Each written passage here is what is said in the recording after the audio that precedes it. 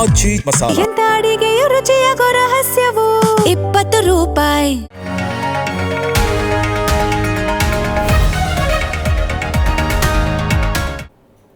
ನಮಸ್ಕಾರ, ಮೆಗಾ ಸುದ್ದಿ ವಿಶೇಷ ಕಾರ್ಯಕ್ರಮಕ್ಕೆ ಸ್ವಾಗತ. ನಾನು ಪ್ರವೀಣ್ ಕುಂಬಾರ್. ಇವತ್ತಿನ ಮೆಗಾ ಸುದ್ದಿಯಲ್ಲಿ ಕಾವೇರಿ ನೀರು ಹಂಚಿಕೆಗೆ ಸಂಬಂಧಪಟ್ಟಂತೆ ಆಗ್ತಾ ಇರುವಂತಹ ಬೆಳವಣಿಗೆಗಳು. ಇತ್ತೀಚೆಗಷ್ಟೇ ಕಾವೇರಿ ವಾಟರ್ ಮ್ಯಾನೇಜ್ಮೆಂಟ್ ಅಥಾರಿಟಿ ಒಂದು ಆದೇಶವನ್ನು ಕೊಟ್ಟಿತ್ತು.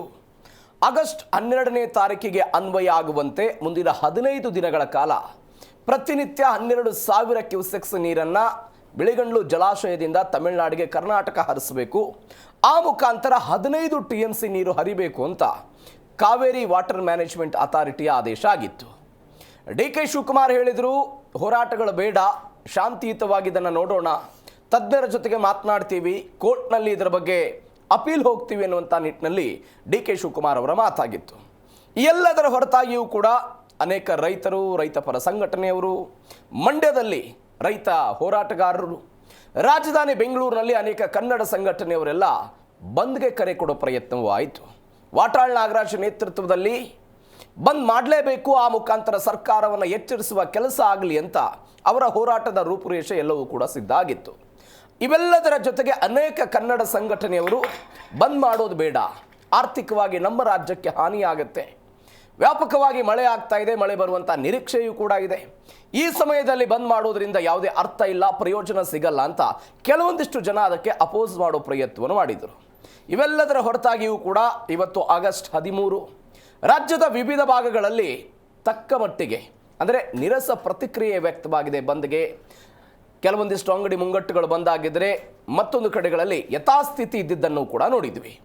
ಆ ಮುಖಾಂತರ ಕಾವೇರಿ ಹೋರಾಟದಲ್ಲಿ ಯಾವ ಬಲವಾದ ಹೋರಾಟವನ್ನು ಮಾಡ್ತೀವಿ ಅಂತ ಹೋರಾಟಗಾರ ಹೇಳಿದ್ರು, ಅಂಥದ್ದೊಂದು ಹೋರಾಟ ಇವತ್ತು ಆಗಿಲ್ಲ ಅಂತ. ಹಾಗಾದರೆ ಮುಂದೇನು, ಸರ್ಕಾರ ಏನು ಮಾಡುತ್ತೆ, ಹೋರಾಟಗಾರರು ಸರ್ಕಾರಕ್ಕೆ ಕೊಡ್ತಾ ಇರುವಂಥ ಸೊಲ್ಯೂಷನ್ಗಳೇನು, ಇದನ್ನು ಮಾಡಿದರೆ ಇದು ಹಿಂಗಾಗುತ್ತೆ ಅಂತ ಏನಾದರೂ ಸೊಲ್ಯೂಷನ್ಗಳು ಹೋರಾಟಗಾರ ಮುಂದಿದೆಯಾ? ಇದೇ ಇವತ್ತಿನ ಮೆಗಾ ಸುದ್ದಿಯ ವಿಶೇಷ. ಕರ್ನಾಟಕ ಬಂದ್, ಮಿಶ್ರ ನೀರಸ.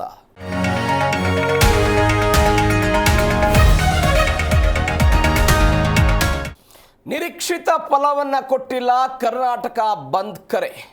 ಇಡೀ ರಾಜ್ಯವ್ಯಾಪಿ ಬಂದ್ ಮಾಡ್ತೀವಿ ಅಂತ ಹೋರಾಟಗಾರರು ಹೇಳಿದ್ರು. ಆದರೆ ಅಲ್ಲಲ್ಲಿ ಕೇವಲ ಸಾಂಕೇತಿಕ ಪ್ರತಿಭಟನೆಗಳಿಗೆ ಮಾತ್ರ ಇವತ್ತಿನ ಬಂದ್ ಸೀಮಿತ ಆಯಿತು. ಬಂದಾಯಿತು ವಾಟಾಳ್ ನಾಗರಾಜ್ ಬಾಯಿ ಅಂತ. ಅಂದರೆ ಅವರೇ ದೊಡ್ಡ ಮಟ್ಟದ ಕರೆ ಕೊಟ್ಟಿದ್ರು, ಬಂದ್ ಮಾಡೇ ಮಾಡ್ತೀವಿ ಅಂತ. ವಾಟಾಳ್ ನಾಗರಾಜ್ ಅವರು ಅದು ಮಹದಾಯಿ ವಿಚಾರ ಇರಲಿ, ಕನ್ನಡಿಗರಿಗೆ ಆಗುವಂಥ ಅನ್ಯಾಯಗಳಿರಲಿ, ಏನೋ ಒಂದು ಸಮಸ್ಯೆ ಆದಂತಹ ಸಮಯದಲ್ಲಿ ಬಂದ್ ಕರೆ ಕೊಡ್ತಾರೆ. ಬಂದ್ ಬಂದ್ ಬಂದ್ ಅಂತ ವಾಟಾಳ್ ನಾಗರಾಜ್ ಅವರು ಹೇಳಿದರೆ ಅನೇಕ ಜನ ಎಲ್ಲರೂ ಕೂಡ ಸಪೋರ್ಟ್ ಮಾಡಿದ್ದನ್ನು ನೋಡಿದ್ವಿ. ಆದರೆ ಇದೀಗ ಬೆಂಗಳೂರಿನ ಕೆಲವು ಕಡೆ ಮಾತ್ರ ಈ ಬಂದ್ನ ಬಿಸಿ ಸ್ವಲ್ಪ ಮಟ್ಟಿಗೆ ಕೊಂಚ ಮಟ್ಟಿಗೆ ತಡ್ತು. ಬೆಂಗಳೂರು ಮೈಸೂರು ಹೆದ್ದಾರಿಯಲ್ಲಿ ಅಲ್ಲಲ್ಲಿ ಸ್ವಲ್ಪ ಕಾವಾಯಿತು, ಪ್ರತಿಭಟನೆಗಳಾಯಿತು. ಮೈಸೂರು ಚಾಮರಾಜನಗರದ ಕಡೆಗೂ ಕೂಡ ಕೆಲವೊಂದಿಷ್ಟು ಪ್ರತಿಭಟನೆಗಳಾಗಿದೆ. ಮತ್ತೆಲ್ಲ ಕಡೆಯೂ ಕೂಡ ಎಲ್ಲ ಸಲೀಸಾಗಿತ್ತು. ಎಂದಿನಂತೆ ಪ್ರತಿನಿತ್ಯ ಜೀವನ ಹೇಗಿರುತ್ತೋ ಅದೇ ರೀತಿಯಾಗಿ ಆಗಿತ್ತು. ಬೆಂಗಳೂರಿನ ಅಲ್ಲಲ್ಲಿ ಸ್ವಲ್ಪ ಅಂಗಡಿಗಳೆಲ್ಲ ಬಂದಾಗಿತ್ತು. ಸ್ವಲ್ಪ ರಸ್ತೆಗಳು ಕೂಡ ಎಂದಿನಂತೆ ಇವತ್ತು ವಾಹನ ದಟ್ಟಣೆ ಇರಲಿಲ್ಲ. 12 ಗಂಟೆ ಆ ಆಸುಪಾಸಿಗೆ ಸ್ವಲ್ಪ ವಾಹನ ದಟ್ಟಣೆ ಕಡಿಮೆ ಆಗಿತ್ತು. ಈ ಎಲ್ಲದರ ನಡುವೆಯೂ ಕೂಡ ಬಂದ್ ಯಶಸ್ವಿಯಾಗಿಲ್ಲ ಅನ್ನೋದು ಸದ್ಯಕ್ಕೆ ಬರ್ತಾ ಇರುವಂಥ ಮಾಹಿತಿ. ವಾಟಾಳ್ ನಾಗರಾಜ್ ಅವರು ಕರೆ ಕೊಟ್ಟಂತಹ ಬಂದ್ ಇದೀಗ ಯಶಸ್ವಿಯಾಗಿಲ್ಲ, ನಿರೀಕ್ಷಿತವಾದಂತಹ ಫಲವನ್ನು ಪಡೆದುಕೊಂಡಿಲ್ಲ.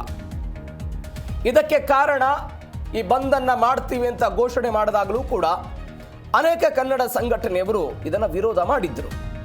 ನಾವು ಯಾವುದೇ ಕಾರಣಕ್ಕಾಗಿಯೂ ಕೂಡ ಬಂದ್ಗೆ ಸಪೋರ್ಟ್ ಮಾಡಲ್ಲ ಅನ್ನುವಂತಹ ನಿಟ್ಟಿನಲ್ಲಿ ಅವರೆಲ್ಲ ಮಾತನಾಡಿದ್ರು. ನಿನ್ನೆ ಪ್ರವೀಣ್ ಶೆಟ್ಟಿ ಬಣ ಸೇರಿದಂತೆ ಅವರೆಲ್ಲ ಒಂದು ಸಭೆಯನ್ನು ಮಾಡಿಕೊಂಡ್ರು. ಸಭೆ ಮಾಡಿದ ನಂತರ ನಾವು ಅವರು ಹೋರಾಟವನ್ನು ಅಲ್ಲಗಳಿಯಲ್ಲ, ಬಟ್ ನಾವು ಸಾಂಕೇತಿಕವಾಗಿ ಮಾತ್ರ ಪ್ರತಿಭಟನೆ ಮಾಡ್ತೀವಿ ಅನ್ನುವಂಥ ನಿಟ್ಟಿನಲ್ಲಿ ಅವರು ಮಾತನಾಡೋ ಪ್ರಯತ್ನವನ್ನು ಮಾಡಿದರು. ಎಲ್ಲದರ ಪರಿಣಾಮವಾಗಿ ಇವತ್ತಿನ ಕರ್ನಾಟಕ ಬಂದ್ ಮಿಶ್ರ ಪ್ರತಿಕ್ರಿಯೆಗೆ ಒಳಗಾಗಿದೆ. ನೀವು ಸಹಜವಾಗಿ ಕರ್ನಾಟಕ ಬಂದ್ ಅಂತ ಹೇಳಿದ್ರೆ ಅವತ್ತು ಸಾಮಾನ್ಯವಾಗಿ ಹೋರಾಟಗಳು ಹೆಂಗಾಗುತ್ತೆ ಅಂತ ಹೇಳಿದ್ರೆ, ಒಂದು ಹೋರಾಟದಿಂದ ಇಡೀ ರಾಜ್ಯಕ್ಕೇನಾದರೂ ಆಗಿಬಿಡಬಹುದು, ಅದರಿಂದ ಏನೋ ಫಲ ಸಿಗುತ್ತೆ ಅನ್ನುವಂಥ ವಿಚಾರಕ್ಕೆ ಬಂದಾಗ ಸಹಜವಾಗಿ ಹೋರಾಟಗಾರ ಕಾವು ಕೂಡ ಜಾಸ್ತಿ ಇರುತ್ತೆ. ರಾಜ್ಯದ ಎಲ್ಲ ಜಿಲ್ಲೆಗಳಲ್ಲಿ, ತಾಲೂಕು ಮಟ್ಟಗಳಲ್ಲಿ ಅಂಥದ್ದೊಂದು ಪ್ರತಿಭಟನೆ ಆಗುತ್ತೆ. ಈಗ ನಿನ್ನೆ ಬಂದಂಥ ಹೋರಾಟಗಾರರು ಹೇಳ್ತಾ ಇದ್ರು, ಕಾವೇರಿ ನೀರು ಅನ್ನುವಂಥ ವಿಚಾರ ಯಾರಿಗೆ ಸಂಬಂಧಪಡುತ್ತೆ? ಬೆಂಗಳೂರಿಗರಿಗೆ ಕುಡಿಯೋದಕ್ಕೆ ಬೇಕು, ಮಂಡ್ಯ ಮದ್ದೂರಿನ ಕೃಷಿ ರೈತರಿಗೆಲ್ಲ ಬೇಕಾದಂಥ ನೀರು. ಸಹಜವಾಗಿ ನಮ್ಮ ನಾಡಿನ ಅಸ್ಮಿತೆ ಕಾವೇರಿ, ಆ ವಿಚಾರದಲ್ಲಿ ಯಾವುದೇ ಪ್ರಶ್ನೆ ಇಲ್ಲ. ಬಟ್ ಪ್ರತಿಭಟನೆಯಲ್ಲಿ ಹೆಚ್ಚಳ ಆಗುತ್ತೆ. ಅದು ಮಂಡ್ಯದ ರೈತರು ಪ್ರತಿಭಟನೆ ಮಾಡಬೇಕು, ಮದ್ದೂರಿನ ರೈತರು ಪ್ರತಿಭಟನೆ ಮಾಡಬೇಕು, ಮೈಸೂರಿನವ್ರು ಮಾಡ್ತಾರೆ, ಬೆಂಗಳೂರಿನಲ್ಲಿ ಅನೇಕ ಸಂಘಟನೆಗಳು ಕೂಡ ಮಾಡೋದನ್ನು ನೋಡಿದ್ವಿ. ಇವೆಲ್ಲರ ಹೊರತಾಗಿಯೂ ಕೂಡ ರಾಜ್ಯದ ವಿವಿಧ ಭಾಗಗಳಲ್ಲಿ ಅಲ್ಲಲ್ಲಿ ಸಾಂಕೇತಿಕ ಪ್ರತಿಭಟನೆಗಳಾಗಿದ್ದನ್ನು ನಾವು ನೋಡ್ತಾ ಇದ್ದೀವಿ. ನೀವು ದೃಶ್ಯದಲ್ಲಿ ಗಮನಿಸ್ತಾ ಇದ್ದೀರಿ, ರಾಜ್ಯದ ಬೇರೆ ಬೇರೆ ಕಡೆಗಳಲ್ಲಿ ಇದೆಲ್ಲ ಆಯಿತು. ಕೆಲವೊಂದಿಷ್ಟು ಕಡೆ ಹೋರಾಟಗಾರನ ಅರೆಸ್ಟ್ ಮಾಡಿದರು, ಕೆಲವೊಂದಿಷ್ಟು ಕಡೆ ಅಸಮಾಧಾನಗಳೆಲ್ಲವೂ ಬಂತು, ಸರ್ಕಾರದ ವಿರುದ್ಧ ಧಿಕ್ಕಾರಕ್ಕೆ ಹೋಗಿದ್ರು. ಯಾವುದೇ ಕಾರಣಕ್ಕಾಗಿಯೂ ಕೂಡ ಕಾವೇರಿಗೆ ನೀವು ಕಾವೇರಿಯಿಂದ ತಮಿಳುನಾಡಿಗೆ ನೀರು ಬಿಡಬಾರ್ದು ಎನ್ನುವಂತಹ ಆಕ್ರೋಶಗಳೆಲ್ಲ ಮುಗೀತು. ಇವೆಲ್ಲದರ ಹೊರತಾಗಿಯೂ ಕೂಡ ಈ ಬಂದ್ ಮಿಶ್ರ ಪ್ರತಿಕ್ರಿಯೆಗೆ ಒಳಗಾಗಿದೆ. ದೃಶ್ಯದಲ್ಲಿ ನೀವು ನೋಡ್ತಾ ಇದ್ದೀರಿ.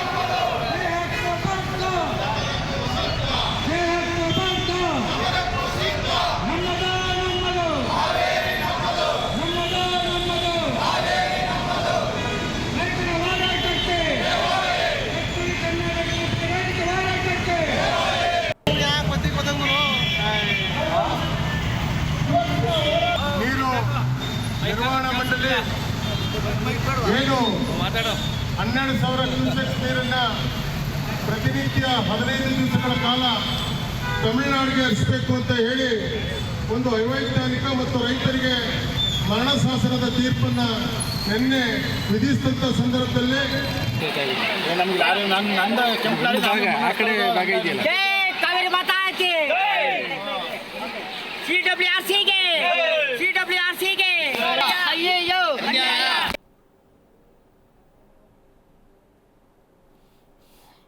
ಎಸ್, ನೀವು ದೃಶ್ಯದಲ್ಲಿ ಗಮನಿಸಿದ್ರಿ, ರಾಜ್ಯದ ಬೇರೆ ಬೇರೆ ಕಡೆ ಆದಂತಹ ಬೆಳವಣಿಗೆ ಇದು.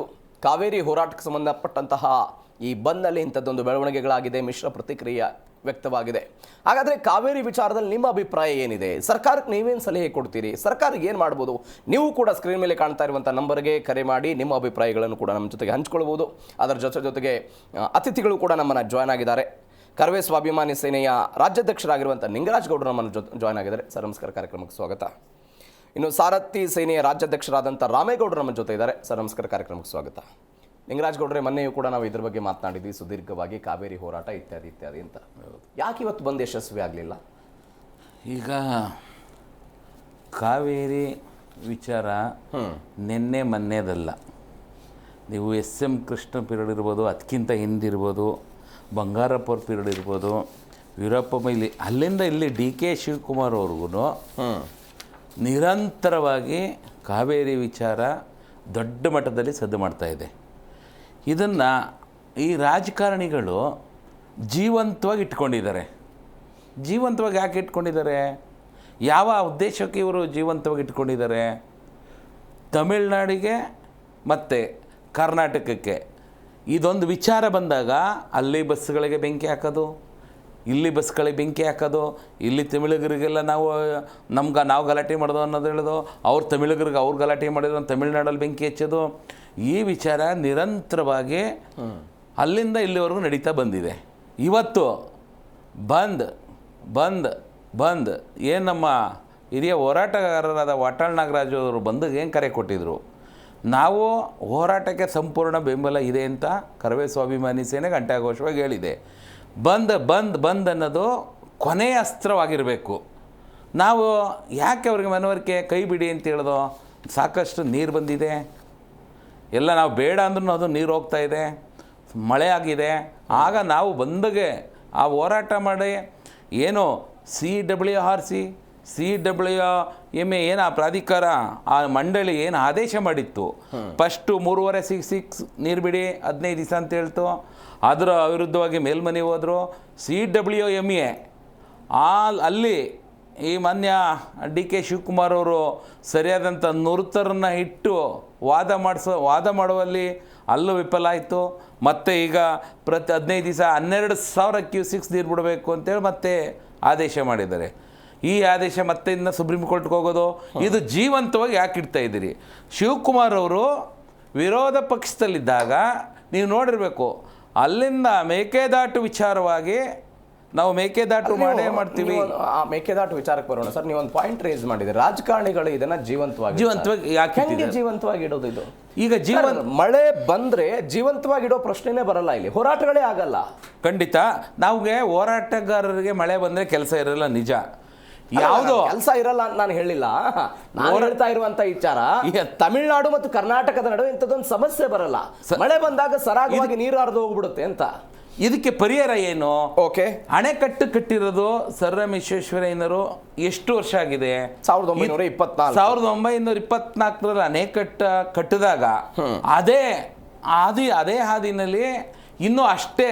ಆವಾಗ ಜನಸಂಖ್ಯೆ ಕರ್ನಾಟಕದಲ್ಲಿ ಎಷ್ಟಿತ್ತು, ತಮಿಳುನಾಡಿನಲ್ಲಿ ಎಷ್ಟು ಜನಸಂಖ್ಯೆ ಇತ್ತು, ಆವಾಗಿನ ಆದೇಶವನ್ನೇ ಇಟ್ಕೊಂಡು ನಾವು ಆಗಲ್ಲ ಇನ್ನೂ ಬಿಡಬೇಕು. ಈಗಿನ ಜನಸಂಖ್ಯೆ ಎಷ್ಟು ಅನುಗುಣವಾಗಿದೆ, ಇದನ್ನು ಯಾಕೆ ಮೇಲ್ಮನೆ ಸುಪ್ರೀಂ ಕೋರ್ಟ್ಗೆ ಹೋಗಿ ಇದಕ್ಕೆ ಶಾಶ್ವತ ಪರಿಹಾರ ಕಂಡುಹಿಡಿಕೊಳ್ಳಲು ವಿಫಲವಾಗಿದೆ? DK ಶಿವಕುಮಾರ್ ಅವರು ವಾದ ಮಾಡ್ತಾ ಇರೋದು ಅಥವಾ ಬಿಜೆಪಿ ಅವರು ವಾದ ಮಾಡೋದು, ಯಾರೇ ವಾದ ಮಾಡಿದ್ರು ಕೂಡ 2018ರಲ್ಲಿ ಸುಪ್ರೀಂ ಕೋರ್ಟ್ ಕೊಟ್ಟಿನ ತೀರ್ಪಿನ ಅನ್ವಯವೇ ಇವತ್ತು ನಾವು ನೀರು ಬಿಡಬೇಕು ಅಂತ ಆದೇಶ. ಅಲ್ಲೇ ನಾವು ವಿಫಲವಾಗಿರೋದು. ಸರ್ ಕೋಟ್ಯಾಂತರ ರೂಪಾಯಿ ಖರ್ಚು ಮಾಡಿದ್ದಾರೆ, ಲಾಯರ್ಗಳನ್ನಿಟ್ಟು ಸರಿಯಾಗಿ ವಾದ ಮಂಡಳಿ ಮಾಡಲು ವಿಫಲವಾಗಿದೆ. ಸರಿಯಾದ ತಜ್ಞರನ್ನ ನೇಮಕ ಮಾಡಿ ಇಲ್ಲಿ ಪರಿಸ್ಥಿತಿಯನ್ನು ಅರ್ಥ ಮಾಡಿಸ್ಲಿಕ್ಕೆ ವಿಫಲವಾಗಿದೆ. ಇದನ್ನು ನಾವು ಹೇಳ್ತಾ ಇರೋದು ಮಾನ್ಯ DK ಶಿವಕುಮಾರ್ ಅವರೇ. ಈಗಾದ್ರೂ ನಾನಲ್ಲಿ ತಮಿಳುನಾಡು ಮುಖ್ಯಮಂತ್ರಿಯಾದ CM ವಿಜಯವ್ರಿಗೂ ಮನವರಿಕೆ ಮಾಡಲಿಕ್ಕೆ ಇಷ್ಟಪಡ್ತೀನಿ. ಅಲ್ಲಿ ಬೇಳೆ ಬೇಯಿಸ್ಕೊಳ್ಳೋಕ್ಕೆ ಹಿಂದೆ ಇದ್ದಂಥ ಜಯಲಲಿತಾ ಕರುಣಾನಿಧಿ ಯಾರೇ ಆಗಲಿ ಅದೊಂದು ಇಶ್ಯೂ ತಗೊಂಡ್ರು ಅಂದರೆ ತಮಿಳುನಾಡಿನಲ್ಲಿ ಅವ್ರ ಪರವಾಗಿ ನಿಂತ್ಕೋತಾರೆ ಓಟ್ ಹಾಕ್ಲಿಕ್ಕೆ. ನೀವು ಅದನ್ನು ಮನವರಿಕೆ ಮಾಡಿ, ನೀವು ನಿಜವಾದ ಕಾಳಜಿ ರೈತರ ಬಗ್ಗೆ ಇದ್ದರೆ ಇದಕ್ಕೊಂದು ಶಾಶ್ವತ ಪರಿಹಾರ ಕಂಡುಹಿಡಿಬೇಕು ಅಂದರೆ ನೀವು ಕೂಡಲೇ ಬಂದು ಇದನ್ನು ಕೂತು ಪರಿಹಾರ ಹರಿಸ್ಕೋಬೇಕು. ನಿಮ್ಮ ಮತ್ತು DK ಶಿವಕುಮಾರ್ ಅವರ ಕಾಲದಲ್ಲೇ ಇದೊಂದು ಶಾಶ್ವತ ಪರಿಹಾರವನ್ನು ಕಂಡಿಡ್ಕೋಬೇಕು ಅಂದ್ರೆ ನಾವು ಮೇಕೆದಾಟು ಕಟ್ತಾ ಇರೋ ವಿಚಾರ, ಮೇಕೆದಾಟು ಕಟ್ಟೋದು ನಿಮ್ಮ ಒಳ್ಳೆ ತಮಿಳುನಾಡು ಜನಕ್ಕೆ ಒಳ್ಳೇದಾಗಲಿ ಅಂತೇಳಿ ನಿಮಗೆ ಪೋಲಾಗಿ ಕಾವೇರಿ ನೀರು ಪೋಲಾಗಿ ಅಥವಾ ಮಳೆ ಹೋದಾಗ ಸಮುದ್ರಕ್ಕೆ ಹೋಗೋ ನೀರನ್ನ ನಾವು ಹಿಡಿದಿಟ್ಕೊಂಡು ಮೇಕೆದಾಟಿನಲ್ಲಿ ಸೇಕರಣೆ ಮಾಡಿಟ್ಕೊಂಡು ಈ ಥರ ಮಳೆ ಬರದೆ ಹೋದಾಗ, ಮಳೆ ಇಲ್ಲದೆ ಹೋದಾಗ ಅದಕ್ಕೆ ನಿಮಗೂ ಕುಡಿಲಿಕ್ಕೆ ಅನುಕೂಲ ಆಗಲಿ, ನಮಗೂ ಕುಡಿಲಿಕ್ಕೆ ಅನುಕೂಲ ಆಗಲಿ ಅನ್ನೋ ಉದ್ದೇಶದಿಂದ ಮೇಕೆದಾಟು ಯಾಕೆ ನೀವು ತಡೆ ಹೊಡ್ತಾ ಇದ್ದೀರಾ ಅನ್ನೋದು ನಮ್ಮ ವಾದ. ಎಸ್ ಸರ್, ಬರ್ತೀನಿ.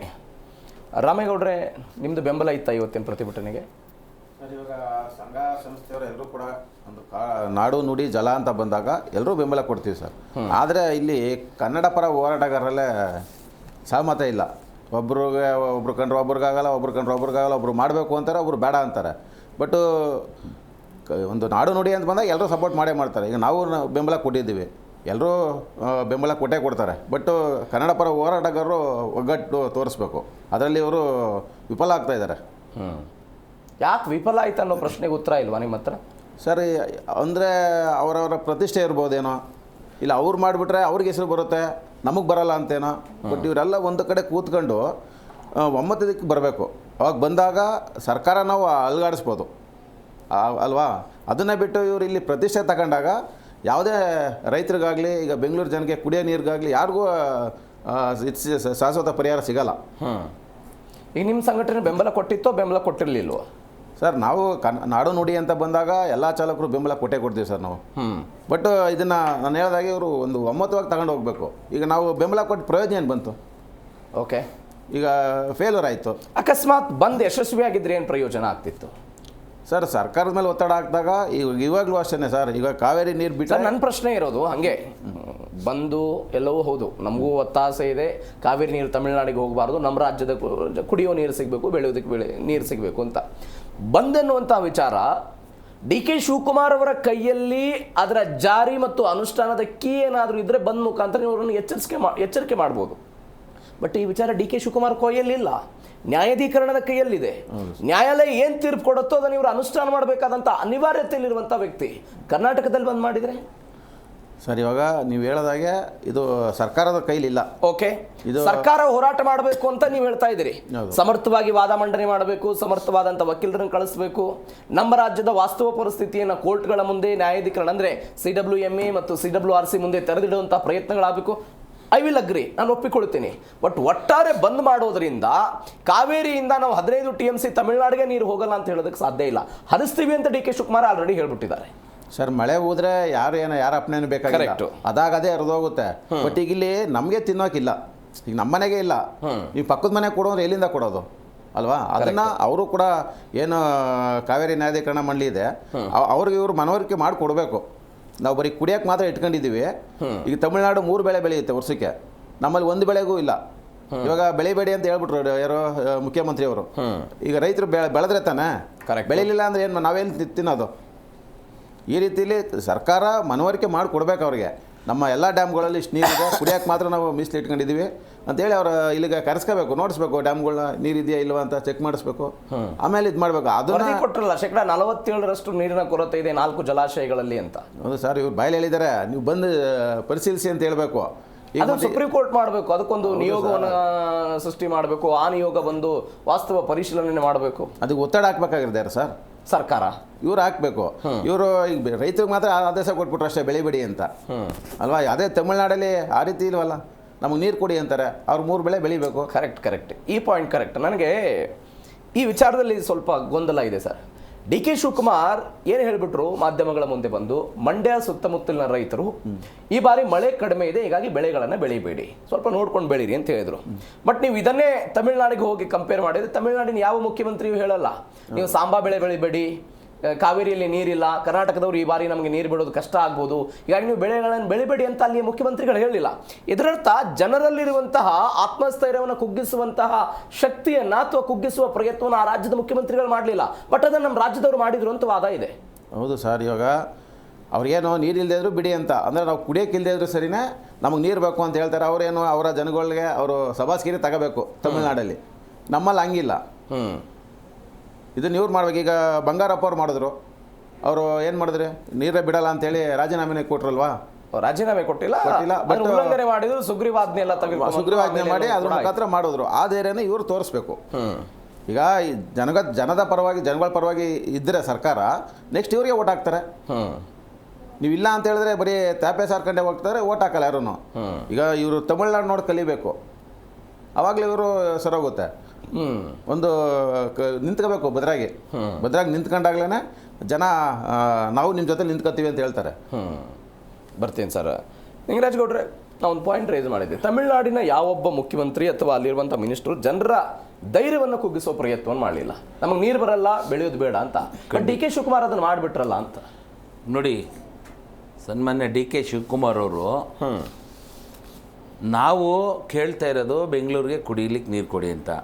ನಾವು ಜಾಗ ಕೊಟ್ಟು ಅಣೆಕಟ್ಟು ಕಟ್ಟಲಿಕ್ಕೆ ನಮ್ಮ ಜಾಗದಲ್ಲಿ ಜಾಗವನ್ನು ಕೊಟ್ಟು ಅಣೆಕಟ್ಟು ಕಟ್ಟಿಸಿರೋದು ನಮ್ಮ ಸುತ್ತಮುತ್ತಲಿನ ಜನಗಳಿಗೆ ನಾವು ಫಸ್ಟು, ನಮಗೆ ಮಿಕ್ಕಿದ ನಂತರ ನಾವು ಪಕ್ಕದವ್ರಿಗೆ ಹಂಚೋಣ. DK ಶಿವಕುಮಾರ್ ಅವರು ಹೇಳ್ತಾರೆ, ಯಾರು ನೀವು ಸುತ್ತ ಬೆಳೆ ಬೆಳಿಬೇಡಿ, ಏನು ತಿಂತಾರೆ ಹೊಟ್ಟೆಗೆ? ಓಕೆ, ಒಂದು. ಎರಡನೇದು, ತಮಿಳ್ನಾಡಿನವ್ರು ಕೇಳ್ತಾ ಇರೋದೇನು, 2ನೇ ಬೆಳೆಗೆ ನಮಗೆ ನೀರು ಕೊಡಿ ಅಂತ. 2ನೇ ಬೆಳೆ ಬೆಳೀಲಿಕ್ಕೆ ನಮಗೆ ನೀರು ಕೊಡಿ ಅಂತೇಳಿ ತಮಿಳ್ನಾಡಿನವ್ರು ಕೇಳ್ತಾ ಇದ್ದಾರೆ. ಸನ್ಮಾನ್ಯ CM ವಿಜಯ್ ಅವರು, ನಾವು ಕೇಳ್ತಾ ಇರೋದು ಕುಡಿಲಿಕ್ಕೆ ನೀರಿಲ್ಲ. ಬೆಂಗಳೂರಿನಲ್ಲಿ ತಮಿಳಿಗರು ವಾಸ ಇದ್ದಾರೆ, ಬೆಂಗಳೂರಿನಲ್ಲಿ ಬೇರೆ ಆಂಧ್ರದವರು ವಾಸ ಇದ್ದಾರೆ, ಕೇರಳದವರು ವಾಸ ಇದ್ದಾರೆ. ಎಲ್ಲರಿಗೂ ಇಲ್ಲಿ ನಮಗೆ ಬೆಳೆ ಬೆಳೆಯೋಕ್ಕೂ ನೀರಿಲ್ಲ, ಕುಡಿಯೋಕ್ಕೂ ನೀರಿಲ್ಲ. ಅಂಥದ್ರಲ್ಲಿ ನೀವು ಇದು ಮೇಲ್ಮನವಿ CWRC ವಿರುದ್ಧ ಮೇಲ್ಮನೆ ಹೋಗ್ತೀವಿ, CWMA ವಿರುದ್ಧ ಮೇಲ್ಮನೆ ಹೋಗ್ತೀರಿ, ಅಲ್ಲಿಂದ ಮೇಲ್ಮನೆ ಸುಪ್ರೀಂ ಕೋರ್ಟ್ಗೆ ಹಾಕಿದ್ದೀರಾ. ಇದು CM ವಿಜಯ್ ಅವರೇ, ನಿಮಗೂ ನೇರವಾಗಿ ಹೇಳೋಕ್ಕೆ ಇಷ್ಟಪಡ್ತೀವಿ. ನೀವು ಮೊದಲನ ರಾಜಕಾರಣಿಗಳ ಥರ ಏನಮ್ಮ ಜಯಲಲಿತಾ ಅವರು, ಕರುಣಾನಿಧಿ ಅವರು, ಇದೆಲ್ಲ ಅವರು ಇದೊಂದು ವೋಟ್ ಬ್ಯಾಂಕ್ ಮಾಡ್ಕೊಂಬಿಟ್ಟಿದ್ರು. ನೀವು ಅದನ್ನು ಮಾಡೋಕ್ಕೆ ಹೋಗಬೇಡಿ. ನೀವು ಕೂತ್ಕೊಂಡು ಈ ನಮ್ಮ ಕರ್ನಾಟಕದ ಮುಖ್ಯಮಂತ್ರಿ ಜೊತೆ ಕೂತು ಅದಕ್ಕೊಂದು ಸಮಿತಿಯನ್ನು ರಚನೆ ಮಾಡಿ ಶಾಶ್ವತ ಪರಿಹಾರವನ್ನು ನೀವೇನಾದರೂ ಕಂಡಿಡಿದ್ರೆ, ಯಾಕೆ ಅಂದರೆ ನೀವು ಇವಾಗ ಗೆದ್ದಿರೋದು ನೋಡಿದ್ರೆ ಒಂದು ಒಳ್ಳೆ ಹೆಸರಿದೆ, ನೀವು ದುಡ್ಡು ಮಾಡೋಕ್ಕೆ ಬಂದಿಲ್ಲ, ಹೆಸರು ಮಾಡೋಕ್ಕೆ ಬಂದಿದ್ದೀರಿ, ರೈತರು ಕೆಲಸ ಮಾಡೋಕ್ಕೆ ಬಂದಿದ್ದೀರಿ ಅಂತ ನಾವಾರು ಭಾವಿಸಿದ್ದೀವಿ. ಈಗ ನಿಮಗೆ ಒಳ್ಳೆ ವಿಷನ್ ಇದೆ, ಒಳ್ಳೆ ಹೆಸರು ಬರಬೇಕು, ಶಾಶ್ವತವಾಗಿ ನೀವು ಹೆಸರು ಉಳಿಬೇಕು ಅಂತ ಹೇಳಿದ್ರೆ, ಕರ್ನಾಟಕದವರು ಮತ್ತೆ ತಮಿಳುನಾಡವರು ಅಣ್ಣ ತಮ್ಮದಿರ್ತಾರೆ ಇರಬೇಕು ಅಂತ ಹೇಳಿದ್ರೆ, ನೀವು ಇದಕ್ಕೆ ಶಾಶ್ವತ ಪರಿಹಾರವನ್ನ ಕೂತ್ಕೊಂಡು ನಮ್ಮ ಕರ್ನಾಟಕದ ಮುಖ್ಯಮಂತ್ರಿ ಜೊತೆ ಮಾತಾಡಿಕೊಂಡು ಇದನ್ನು ಬಗೆಹರಿಸಿ ಇಲ್ಲಿಗೆ ಕೊನೆ ಮಾಡಬೇಕಾಗ್ತದೆ. ಮೇಕೆದಾಟು ಯಾಕೆ ತಡೆ ಮಾಡ್ತಾ ಇದ್ದೀರಿ? ಸಮಸ್ಯೆ ಏನು? ಓಕೆ, ಮೇಕೆದಾಟು ಕಟ್ಟಿದ್ರೆ ನಿಮ್ಮ ಜಾಗದಲ್ಲಿ ಕಟ್ತಾ ಇದ್ದೀವಾ, ಅಥವಾ ಪೋಲಾಗಿ ನಿಮಗೆ ಬರೋ ನೀರು ಹಿಡಿದು ಇಟ್ಕೊಳಕ್ಕೆ ಕಟ್ತಾ ಇದ್ದೀವಾ? ನಾವು ಯಾವಾಗ ಕಟ್ತೀವಿ?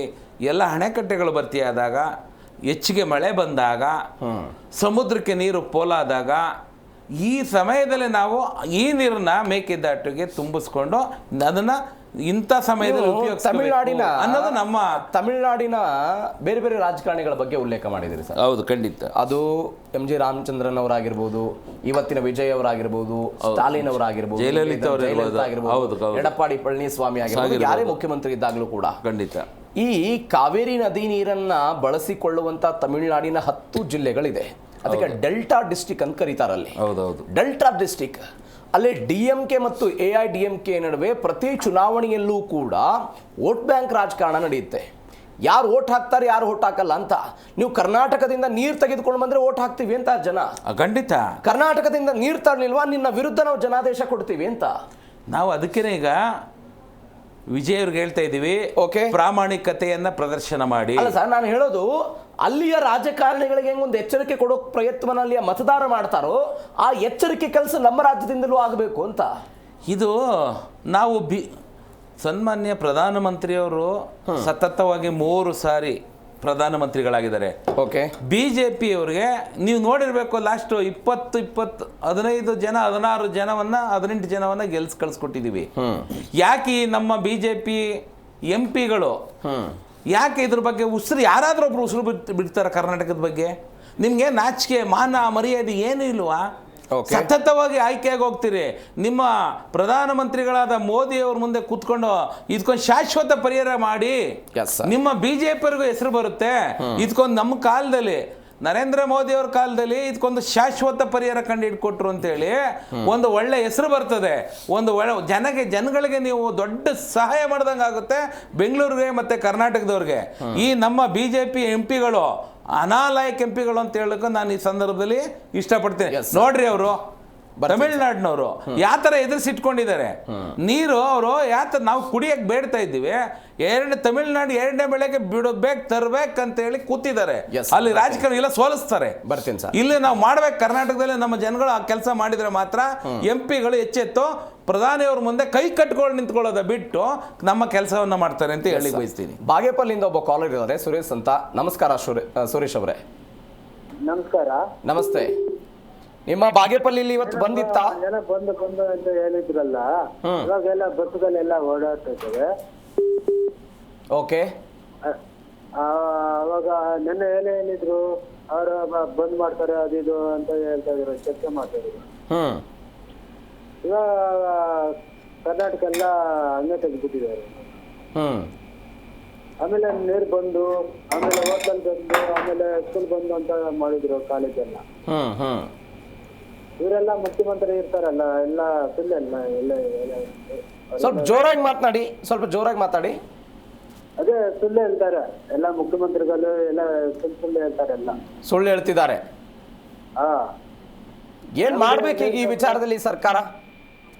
ಹೌದು, ನಮ್ದು ಚೆನ್ನಾಗಿತ್ತು. ಇವಾಗ ಎಲ್ಲ ಹೋಗ್ತೈತೆ, ಬಸ್ಸುಗಳು ಎಲ್ಲ, ಗಾಡಿಗಳು ಎಲ್ಲ ಹೋಗ್ತಾ ಇದ್ದಾವೆ, ಸ್ಕೂಲ್ಗೆ ಎಲ್ಲ ಹೋಗ್ತಾರೆ ಎಲ್ಲ.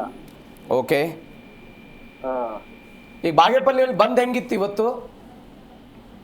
ಏನಿಲ್ಲ, ಬಂದ್ ಏನಿಲ್ಲ ಎಲ್ಲ ನಡೀತೈತೆ, ಎಲ್ಲ ನಡೀತಿತ್ತು. ಈಗ ನಮ್ಮಲ್ಲಿ ಮಳೆ ಇಲ್ಲ, ನಮ್ಮಿಂದ ನೀರು ಯಾವ ಕಾರಣಕ್ಕಾಗಿ ಬಿಡ್ಬೇಕು ಅವ್ರಿಗೆ ಅಂತ ಅನೇಕ ಜನ ಹೋರಾಟಗಾರ ಹೇಳ್ತಿದ್ದಾರೆ.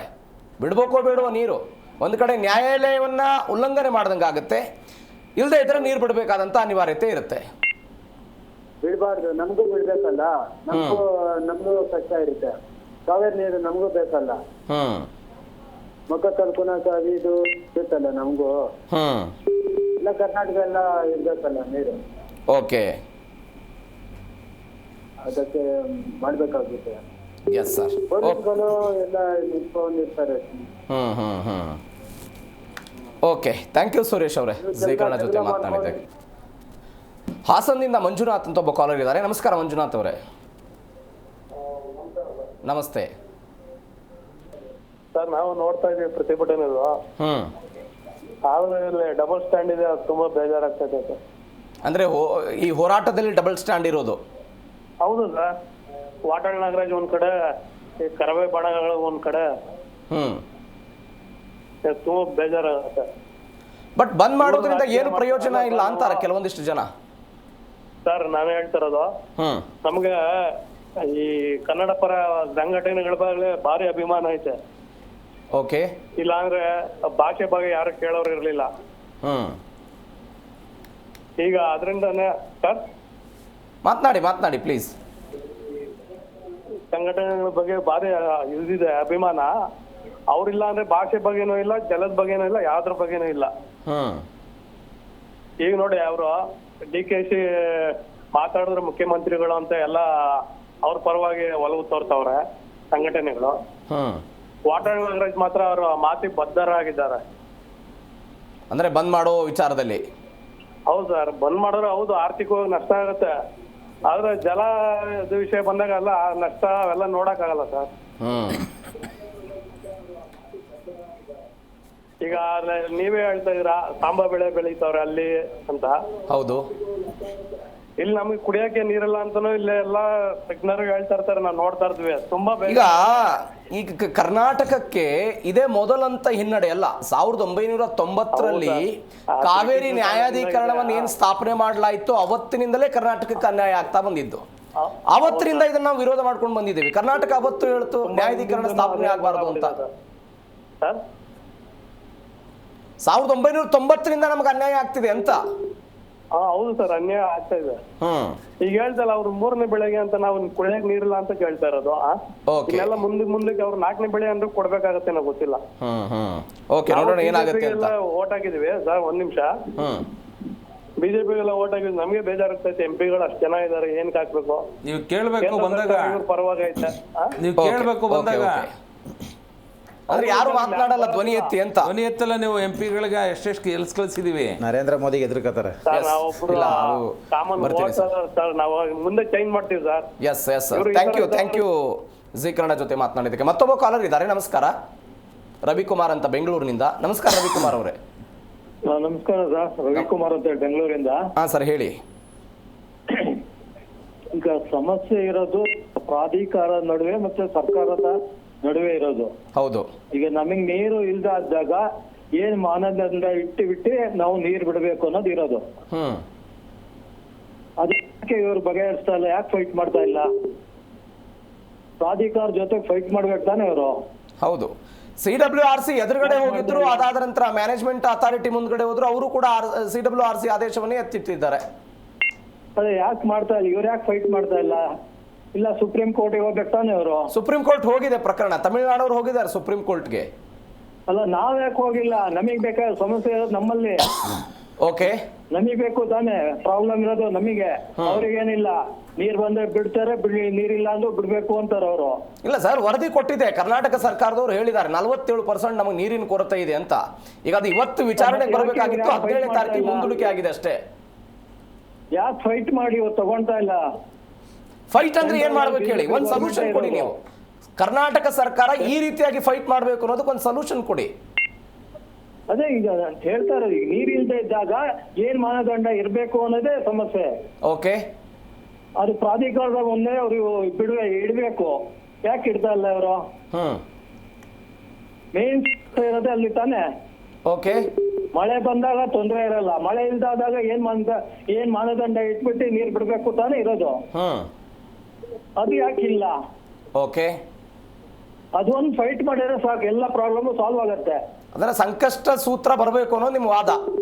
ಹೌದು, ಅದು ಬರ್ಲೇಬೇಕು. ಅದು ಬಂದ್ರೇನೆ ಸಮಸ್ಯೆ ಸಾಲ್ವ್ ಆಗಲ್ಲ, ಇಲ್ಲಾಂದ್ರೆ ಯಾವುದೇ ಕಾರಣಕ್ಕೂ ಸಾಲ್ವ್ ಆಗಲ್ಲ.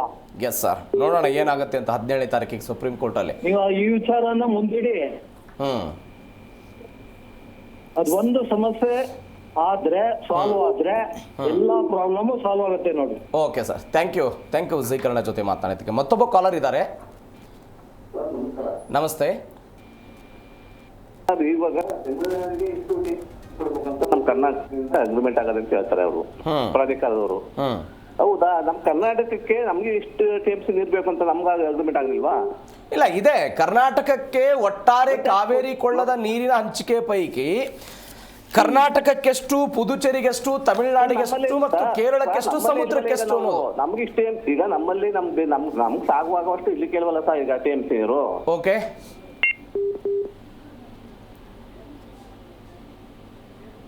ಮಾತನಾಡ್ತಿದ್ದೀರಾ? ಕೇಳಿಸ್ತಿದ್ಯಾ ನನ್ನ ಧ್ವನಿ ನಿಮಗೆ? ಕೇಳಿಸ್ತದೆ ಸರ್. ಅಲ್ಲ, ನಾನು ನಿಮಗೆ ಹೇಳಿದೆ, 4 ರಾಜ್ಯಗಳಿಗೂ ಕೂಡ ಸುಪ್ರೀಂ ಕೋರ್ಟ್ 2018ರಲ್ಲಿ ನೀರನ್ನ ಹಂಚಿಕೆ ಮಾಡಿದೆ. ಆ ಹಂಚಿಕೆ ಮಾಡಿದ ನೀರನ್ನೇ ಬಿಡಬೇಕು ಅಂತ ತಮಿಳುನಾಡು ಇವತ್ತು ಕೇಳ್ತಾ ಇರೋದು. ಕೇಳ್ತಾ ಇರೋದು ಸರ್, ನಮ್ಮಲ್ಲೇ ಇಲ್ವಲ್ಲ, ನಮ್ಗಾಗುವಷ್ಟು ನೀರು ಇಲ್ವಲ್ಲ ಸರ್. ಅಲ್ಲ, ಅದನ್ನ ಕರ್ನಾಟಕ ತೋರಿಸ್ಬೇಕು ಅಂತ ನಮ್ಮ ವಾದ. ಅದನ್ನ ತೋರಿಸ್ಬೇಕು. ಈಗ ರಾಜಕಾರಣಿಗಳು ನಮ್ಮಲ್ಲೇ ಇಲ್ಲಪ್ಪ, ನಮ್ಗೆ ಕುಡಿ ನೀರು ಬೇಕು, ನಮ್ಗೆ ವ್ಯವಸಾಯ ನೀರು ಬೇಕು ಅಂತ. ನಮ್ಮಲ್ಲೇ ನಮ್ಗೇನಿಲ್ಲ ಮೇಲೆ ಅವ್ರಿಗೇನು? Yes sir. ಮಂಡ್ಯದಲ್ಲಿ ಹೆಂಗಿತ್ತು ಇವತ್ತು ಪ್ರತಿಭಟನೆ? ಎಲ್ಲ ಜೋರಾಗಿ ಆಯ್ತಾ? ರೈತರೆಲ್ಲ ಹೋರಾಟ ಮಾಡಿದ್ರ ಹೆಂಗೆ? ಹೌದು ಸರ್, ಜೋರಾಗಾಯ್ತು. ಬಂದೆಲ್ಲ ಆಯ್ತಾ? ಚೆನ್ನಾಗಾಯ್ತು ಸರ್. ಹಂಗಾಗಿ ಈಗ ಏನ್ ಗೊತ್ತಾ, ಈಗ ನಮ್ಮಲ್ಲಿ ನಮ್ಗೆ ಎಷ್ಟು ಟಿಎಂಸಿ ಬೇಕು ಮಡಿಕಂಡು ಅವ್ರಿಗೆ ಉಳ್ಕೊಂಡು ನೀರು ಕೊಡ್ಬೇಕು. ಅವ್ರಿಗೆ ಫಸ್ಟ್ ಕೊಡಿ ಅಂತ ಹೇಳ್ತಾರ ಪ್ರಾಧಿಕಾರದವ್ರಿಗೆ ಮನವರಿಕೆ ಮಾಡ್ಕೊಂಡು ಬರ್ತಾನೆ ರಾಜಕಾರಣಿಗಳು, ಇಲ್ಲ CM ಅವರು ಪ್ರಾಧಿಕಾರದವ್ರಿಗೆ ಎಸ್ ಸರ್, ನೋಡೋಣ ಏನಾಗುತ್ತೆ ಅಂತ. ಥ್ಯಾಂಕ್ ಯು ಜೀಕರಣ ಜೊತೆ ಮಾತನಾಡಿದ್ದಕ್ಕೆ. ಎಸ್, ನಾವು ಕಾವೇರಿ ವಿಚಾರದ ಬಗ್ಗೆ ಮಾತನಾಡ್ತಾ ಇದ್ದೀವಿ. ನೀವು ನೋಡಿ, ನಾನು ಅವಾಗಲೇ ಹೇಳ್ತಾ ಇದ್ದೆ, 1990ರಲ್ಲಿ ಕಾವೇರಿ ನೀರು ನ್ಯಾಯಾಧೀಕರಣ ಆಯ್ತಲ್ಲ, ಅವತ್ತು ಕರ್ನಾಟಕ ವ್ಯಾಪಕವಾಗಿ ವಿರೋಧ ಮಾಡಿತ್ತು. ಎಲ್ಲದರ ಹೊರತಾಗಿಯೂ ಕೂಡ 90ರಲ್ಲಿ ನ್ಯಾಯಾಧೀಕರಣ ಸ್ಥಾಪನೆ ಆಯಿತು. ನಿಮಗೊಂದು ಆಶ್ಚರ್ಯಕರ ಬೆಳವಣಿಗೆ ಅಂತ ಹೇಳಿದರೆ, ಎಂ ನಿ ರಾಮಚಂದ್ರನ್ ಅವರ ಹುಟ್ಟುಹಬ್ಬಕ್ಕೆ ಕಾರಣಕ್ಕಾಗಿ ಕರ್ನಾಟಕ 5 TMC ನೀರು ಬಿಟ್ಟಿತ್ತು. ನಮ್ಮಲ್ಲಿ ಬರಗಾಲ ಇದ್ದಾಗಲೂ ಕೂಡ ಯಾಕೆ 5 TMC ನೀರನ್ನು ಬಿಡಲಾಗಿತ್ತು?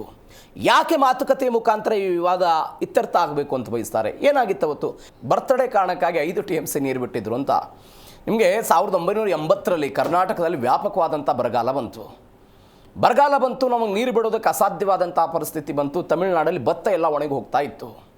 ಏಕಾಏಕಿಯಾಗಿ ರಾಮಚಂದ್ರನ್ ಅವರು, ಅವತ್ತಿನ ಮುಖ್ಯಮಂತ್ರಿ ರಾಮಕೃಷ್ಣ ಹೆಗಡೆ ನಿವಾಸಕ್ಕೆ ಬರ್ತಾರೆ. ಸ್ವತಃ ರಾಮಕೃಷ್ಣ ಹೆಗಡೆ ಅವರನ್ನು ವೆಲ್ಕಮ್ ಮಾಡಿಕೊಂಡ್ರು, ಹೊರಗಡೆ ಬಂದರು. ಒಳಗಡೆ ಬಂದ ನಂತರ ಒಂದು ಬೆಳವಣಿಗೆ ಆಗುತ್ತೆ. ರಾಮಚಂದ್ರನ್ ಅವರಿಗೆ ಬಿಕ್ಕಳಿಕೆ ಬಂದ್ಬಿಡ್ತು. ಒಳಗಡೆ ಬಂದ ತಕ್ಷಣ ಬಿಕ್ಕಳಿಕೆ ಬಂದಾಗ ಒಂದು ಗ್ಲಾಸ್ನಲ್ಲಿ ಸ್ವತಃ ರಾಮಕೃಷ್ಣ ಅವರು ಹೆಗಡೆ ಅವರು ಹೋಗಿ ಒಳಗಡೆಯಿಂದ ನೀರು ತೆಗೆದುಕೊಂಡ್ಬರ್ತಾರೆ. ನೀರು ಕೊಟ್ಟರು, ಬಿಕ್ಕಳಿಕೆ ಕಡಿಮೆ ಆಯಿತು. ರಾಮಚಂದ್ರನ್ ಅವರು ಹೇಳಿದ್ರಂತೆ, ನನ್ನ ಬಿಕ್ಕಳಿಕೆ ಕಡಿಮೆ ಆಗಲಿ ಅಂತ ನೀವು ಒಂದು ಗ್ಲಾಸಲ್ಲಿ ನೀರು ಕೊಟ್ಟರೆ ನನ್ನ ಬಿಕ್ಕಳಿಕೆ ಕಡಿಮೆ ಆಗಿಬಿಡ್ತು. ತಮಿಳುನಾಡಿನ ಡೆಲ್ಟಾ ಜಿಲ್ಲೆಗಳಲ್ಲಿ ಇವತ್ತು ಭತ್ತ ಎಲ್ಲ ಒಣಗಿ ಹೋಗ್ಬಿಡ್ತಾ ಇದೆ. ನೀವು ಸಹೃದಯರಿದ್ದೀರಿ, ಸ್ನೇಹಿತರಿದ್ದೀರಿ, ಈ ಕಾರಣಕ್ಕಾಗಿ ಸ್ವಲ್ಪ ನೀರು ಬಿಡೋದಕ್ಕೆ ಸಾಧ್ಯನಾ ಅಂತ ಕೇಳ್ಕೊಳ್ತಾರಂಥವ್ರು. ಮಾರನೇ ದಿನವೇ ರಾಮಕೃಷ್ಣ ಹೆಗಡೆ ಅವರು ಆದೇಶವನ್ನು ಮಾಡಿದರು, 5 TMC ನೀರು ತಮಿಳುನಾಡಿಗೆ ಹರಿದು ಹೋಗ್ಬಿಡಬೇಕು ಅಂತ. ಇದರರ್ಥ ನಾವು ಎಷ್ಟು ಉದಾರಿಗಳಾಗಿದ್ವಿ ಅನ್ನೋದು ಈ ಎಕ್ಸಾಂಪಲಿಂದ ಗೊತ್ತಾಗುತ್ತೆ. ಅದರಿಂದ ಒಂದು ಮಹತ್ವಾಕಾಂಕ್ಷೆ ಇತ್ತು. 90ರಲ್ಲಿ ನ್ಯಾಯಾಧೀಕರಣ ಏನಾಗ್ತಾ ಇತ್ತು, ಅದಕ್ಕೆ ತಮಿಳುನಾಡವರು ವ್ಯಾಪಕವಾದಂಥ ವಿರೋಧ ಮಾಡ್ತಾ ಇದ್ರು. ಅದು ಆಗಬಾರದು ಅಂತ ಅವರನ್ನು ಮನವೊಲಿಸುವ ಪ್ರಯತ್ನದ ಭಾಗವಾಗಿ ಮಾತುಕತೆಯ ಮುಖಾಂತರ ಇದನ್ನು ಬಗೆಹರಿಸಿಕೊಳ್ಳೋಣ ಅನ್ನುವಂಥ ಸಂದೇಶದ ಭಾಗವಾಗಿ ನೀರು ಬಿಟ್ಟಿದ್ರು ಅನ್ನುವಂಥದ್ದು ಒಂದು ಚರ್ಚೆ ಇದೆ. ಇವೆಲ್ಲದರ ಹೊರತಾಗಿಯೂ ಕೂಡ ತಮಿಳುನಾಡು ತನ್ನ ಪ್ರಭಾವವನ್ನು ಮುಂದುವರಿಸ್ತಾ ಬಂದಿದೆ. ಎಸ್ ರಾಮೇಗೌಡರೇ, ನಾನು ಅದೇ ಒಂದು ಎಕ್ಸಾಂಪಲ್ ಕೊಟ್ಟೆ, ಮಾತುಕತೆ ಮುಖಾಂತರ ಆಗಬೇಕು ಅಂತ. ಅದು ರಾಮಕೃಷ್ಣ ಹೆಗಡೆ ಅವರಾಗಿರ್ಬೋದು, ಬಂಗಾರಪ್ಪನವರಾಗಿರ್ಬೋದು, ಕೃಷ್ಣ ಅವರಾಗಿರ್ಬೋದು, ಜಗದೀಶ್ ಶೆಟ್ಟರ್ ಆಗಿರ್ಬೋದು, DK ಶಿವಕುಮಾರ್ ಅವರು, ಯಾರೇ ಆದಾಗಲೂ ಕೂಡ ಕರ್ನಾಟಕಕ್ಕೊಂದು ಆತಂಕ ಇದೆ. ನೀವು ಬಹುಶಃ 1924ಕ್ಕಿಂತ ಮೊದಲು ಕೂಡ ಎಲ್ಲ ಬೆಳವಣಿಗೆ ಆದ ಎಲ್ಲವೂ ಕೂಡ ಆಗಿತ್ತು. ಮಾತುಕತೆ ಒಂದೇ ಪರಿಹಾರ ಇದಕ್ಕೆ. ಸರ್ ಹೌದು, ಈಗ ಹೇಳಿದಾಗೆ ಅದು ಮಾತುಕತೆನೇ ಪರಿಹಾರ.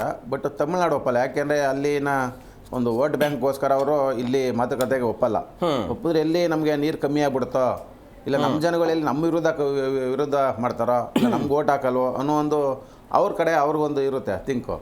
ಇವತ್ತು ಕೂತ್ಕೊಂಡು ಬಗೆಹರಿಸಿದ್ರೆ, ಈಗ ಮಳೆ ಇಲ್ಲದೆ ಇದ್ದಾಗ ನಮಗೇನು ಕೊಡಬೇಕು, ನೀವೆಷ್ಟು ಇಟ್ಕೋಬೇಕು, ಅದನ್ನ ಇವರು ಮಾತುಕತೆ ಕೂತ್ಕೊಂಡು ಬಗೆಹರಿಸಿದ್ರೆ ಸಮಸ್ಯೆ ಇರಲ್ಲ. ಇವಾಗ ಕರ್ನಾಟಕ ಒಂದು ಪ್ರಯತ್ನ ಪಟ್ಟಿತ್ತು ಸರ್ 1990ಕ್ಕಿಂತನೂ ಇದು ಮಾತುಕತೆ ಮುಖಾಂತರವೇ ಬಗೆಹರಿಯಲಿ ಅಂತ. ಕರ್ನಾಟಕ ನ್ಯಾಯಾಧೀಕರಣ ಸ್ಥಾಪನೆ ಆಗೋದನ್ನು ವಿರೋಧ ಮಾಡಿತ್ತು. ನೀವು ನ್ಯಾಯಾಧೀಕರಣ ಸ್ಥಾಪನೆ ಆದರೆ ಅದು ಅಲ್ಟಿಮೇಟ್ ಕೋರ್ಟ್ ಅಂಗಳಕ್ಕೆ ಹೋಗುತ್ತೆ. ಕೋರ್ಟೇ ಎಲ್ಲವನ್ನು ಕೂಡ ನಿಮಗೆ 24ರಲ್ಲಿ ನಾವು KRS ಸ್ಥಾಪನೆ ಮಾಡೋದಕ್ಕಿಂತ ಮೊದಲು ಕೂಡ ಮದ್ರಾಸ್ ರೆಸಿಡೆನ್ಸಿ ಮತ್ತು ಈ ಕರ್ನಾಟಕದ ನಡುವೆ ಒಂದು ಒಪ್ಪಂದ ಆಗಿತ್ತು. ಬ್ರಿಟಿಷರ ಅಧಿಕಾರ ಇದ್ದಾಗ ಅದು ಮತ್ತೆ ಕಂಟಿನ್ಯೂ ಆಗ್ತಾ ಹೋಗುತ್ತೆ ಅನ್ನುವಂಥ ಆತಂಕ ಇತ್ತು. ಈಗೇನೋ ನ್ಯಾಯಾಧೀಕರಣಕ್ಕೆ ಹೋಗ್ಬಿಟ್ಟಿದೆ, ಕೋರ್ಟ್ನಲ್ಲಿದೆ. ಬಟ್ ಅಲ್ಟಿಮೇಟ್ ಮಾತುಕತೆ ಆಗಬೇಕು ಅಂತ. ಹೌದು ಸರ್, ಆಗಬೇಕು. ಇದನ್ನು ನ್ಯಾಯಾಧೀಕರಣ ಒಂದು ಕಡೆ ಸೈಡ್ಗಿಟ್ಟು ಓಕೆ, ರಾಜಕಾರಣಿಗಳು ಕೂತ್ಕೊಂಡು ಮತ್ತು ಏನು ಈಗ ರೈತರ ಮುಖಂಡರುಗಳಿದ್ದಾರೆ ಎಲ್ಲರನ್ನೂ ಕೂತ್ಕೊಂಡು ಅದನ್ನು ಬಗೆಹರಿಸಬೇಕು. ಈಗ ಅದು ಶಾಶ್ವತ ಪರಿಹಾರ ಮತ್ತು ಏನು ಇವಾಗ ಮೇಕೆದಾಟು ಇವಾಗ ಇದಿದೆ ಕಾನ್ಸೆಪ್ಟು, ಅದನ್ನು ಮಾಡಬೇಕು. ಈಗ ಏಕೆಂದರೆ ಸೆಂಟ್ರಲ್ಲು ಮಾಡಿ ಅಂತ ಹೇಳಿದೆಯಲ್ವಾ, ಇವರು ಅದನ್ನು ಕಾರ್ಯಗತ ಮಾಡಬೇಕು. ಈಗ ತಮಿಳ್ನಾಡು ಅಷ್ಟೇ, ಈಗ ಅವ್ರಿಗೂ ವೇಸ್ಟಾಗಿ ಹೋಗುವಂಥ ಒಂದು ಸಮುದ್ರಕ್ಕೆ ಸೇರುವಂಥದ್ದು ನೀರನ್ನ ಅವರು ಒಂದು ಎಲ್ಲಾದರೂ ಡ್ಯಾಮ್ ಮಾಡ್ಕೊಂಡು ನೀರನ್ನ ತಡೆ ಹಿಡಿಬೇಕು. ಇವು ಮಾಡಿದಾಗ ಏನಾಗುತ್ತೆ, ಈ ಬರಗಾಲದಲ್ಲಿ ಇದನ್ನೆಲ್ಲ ಮೇಂಟೈನ್ ಮಾಡ್ಬೋದು.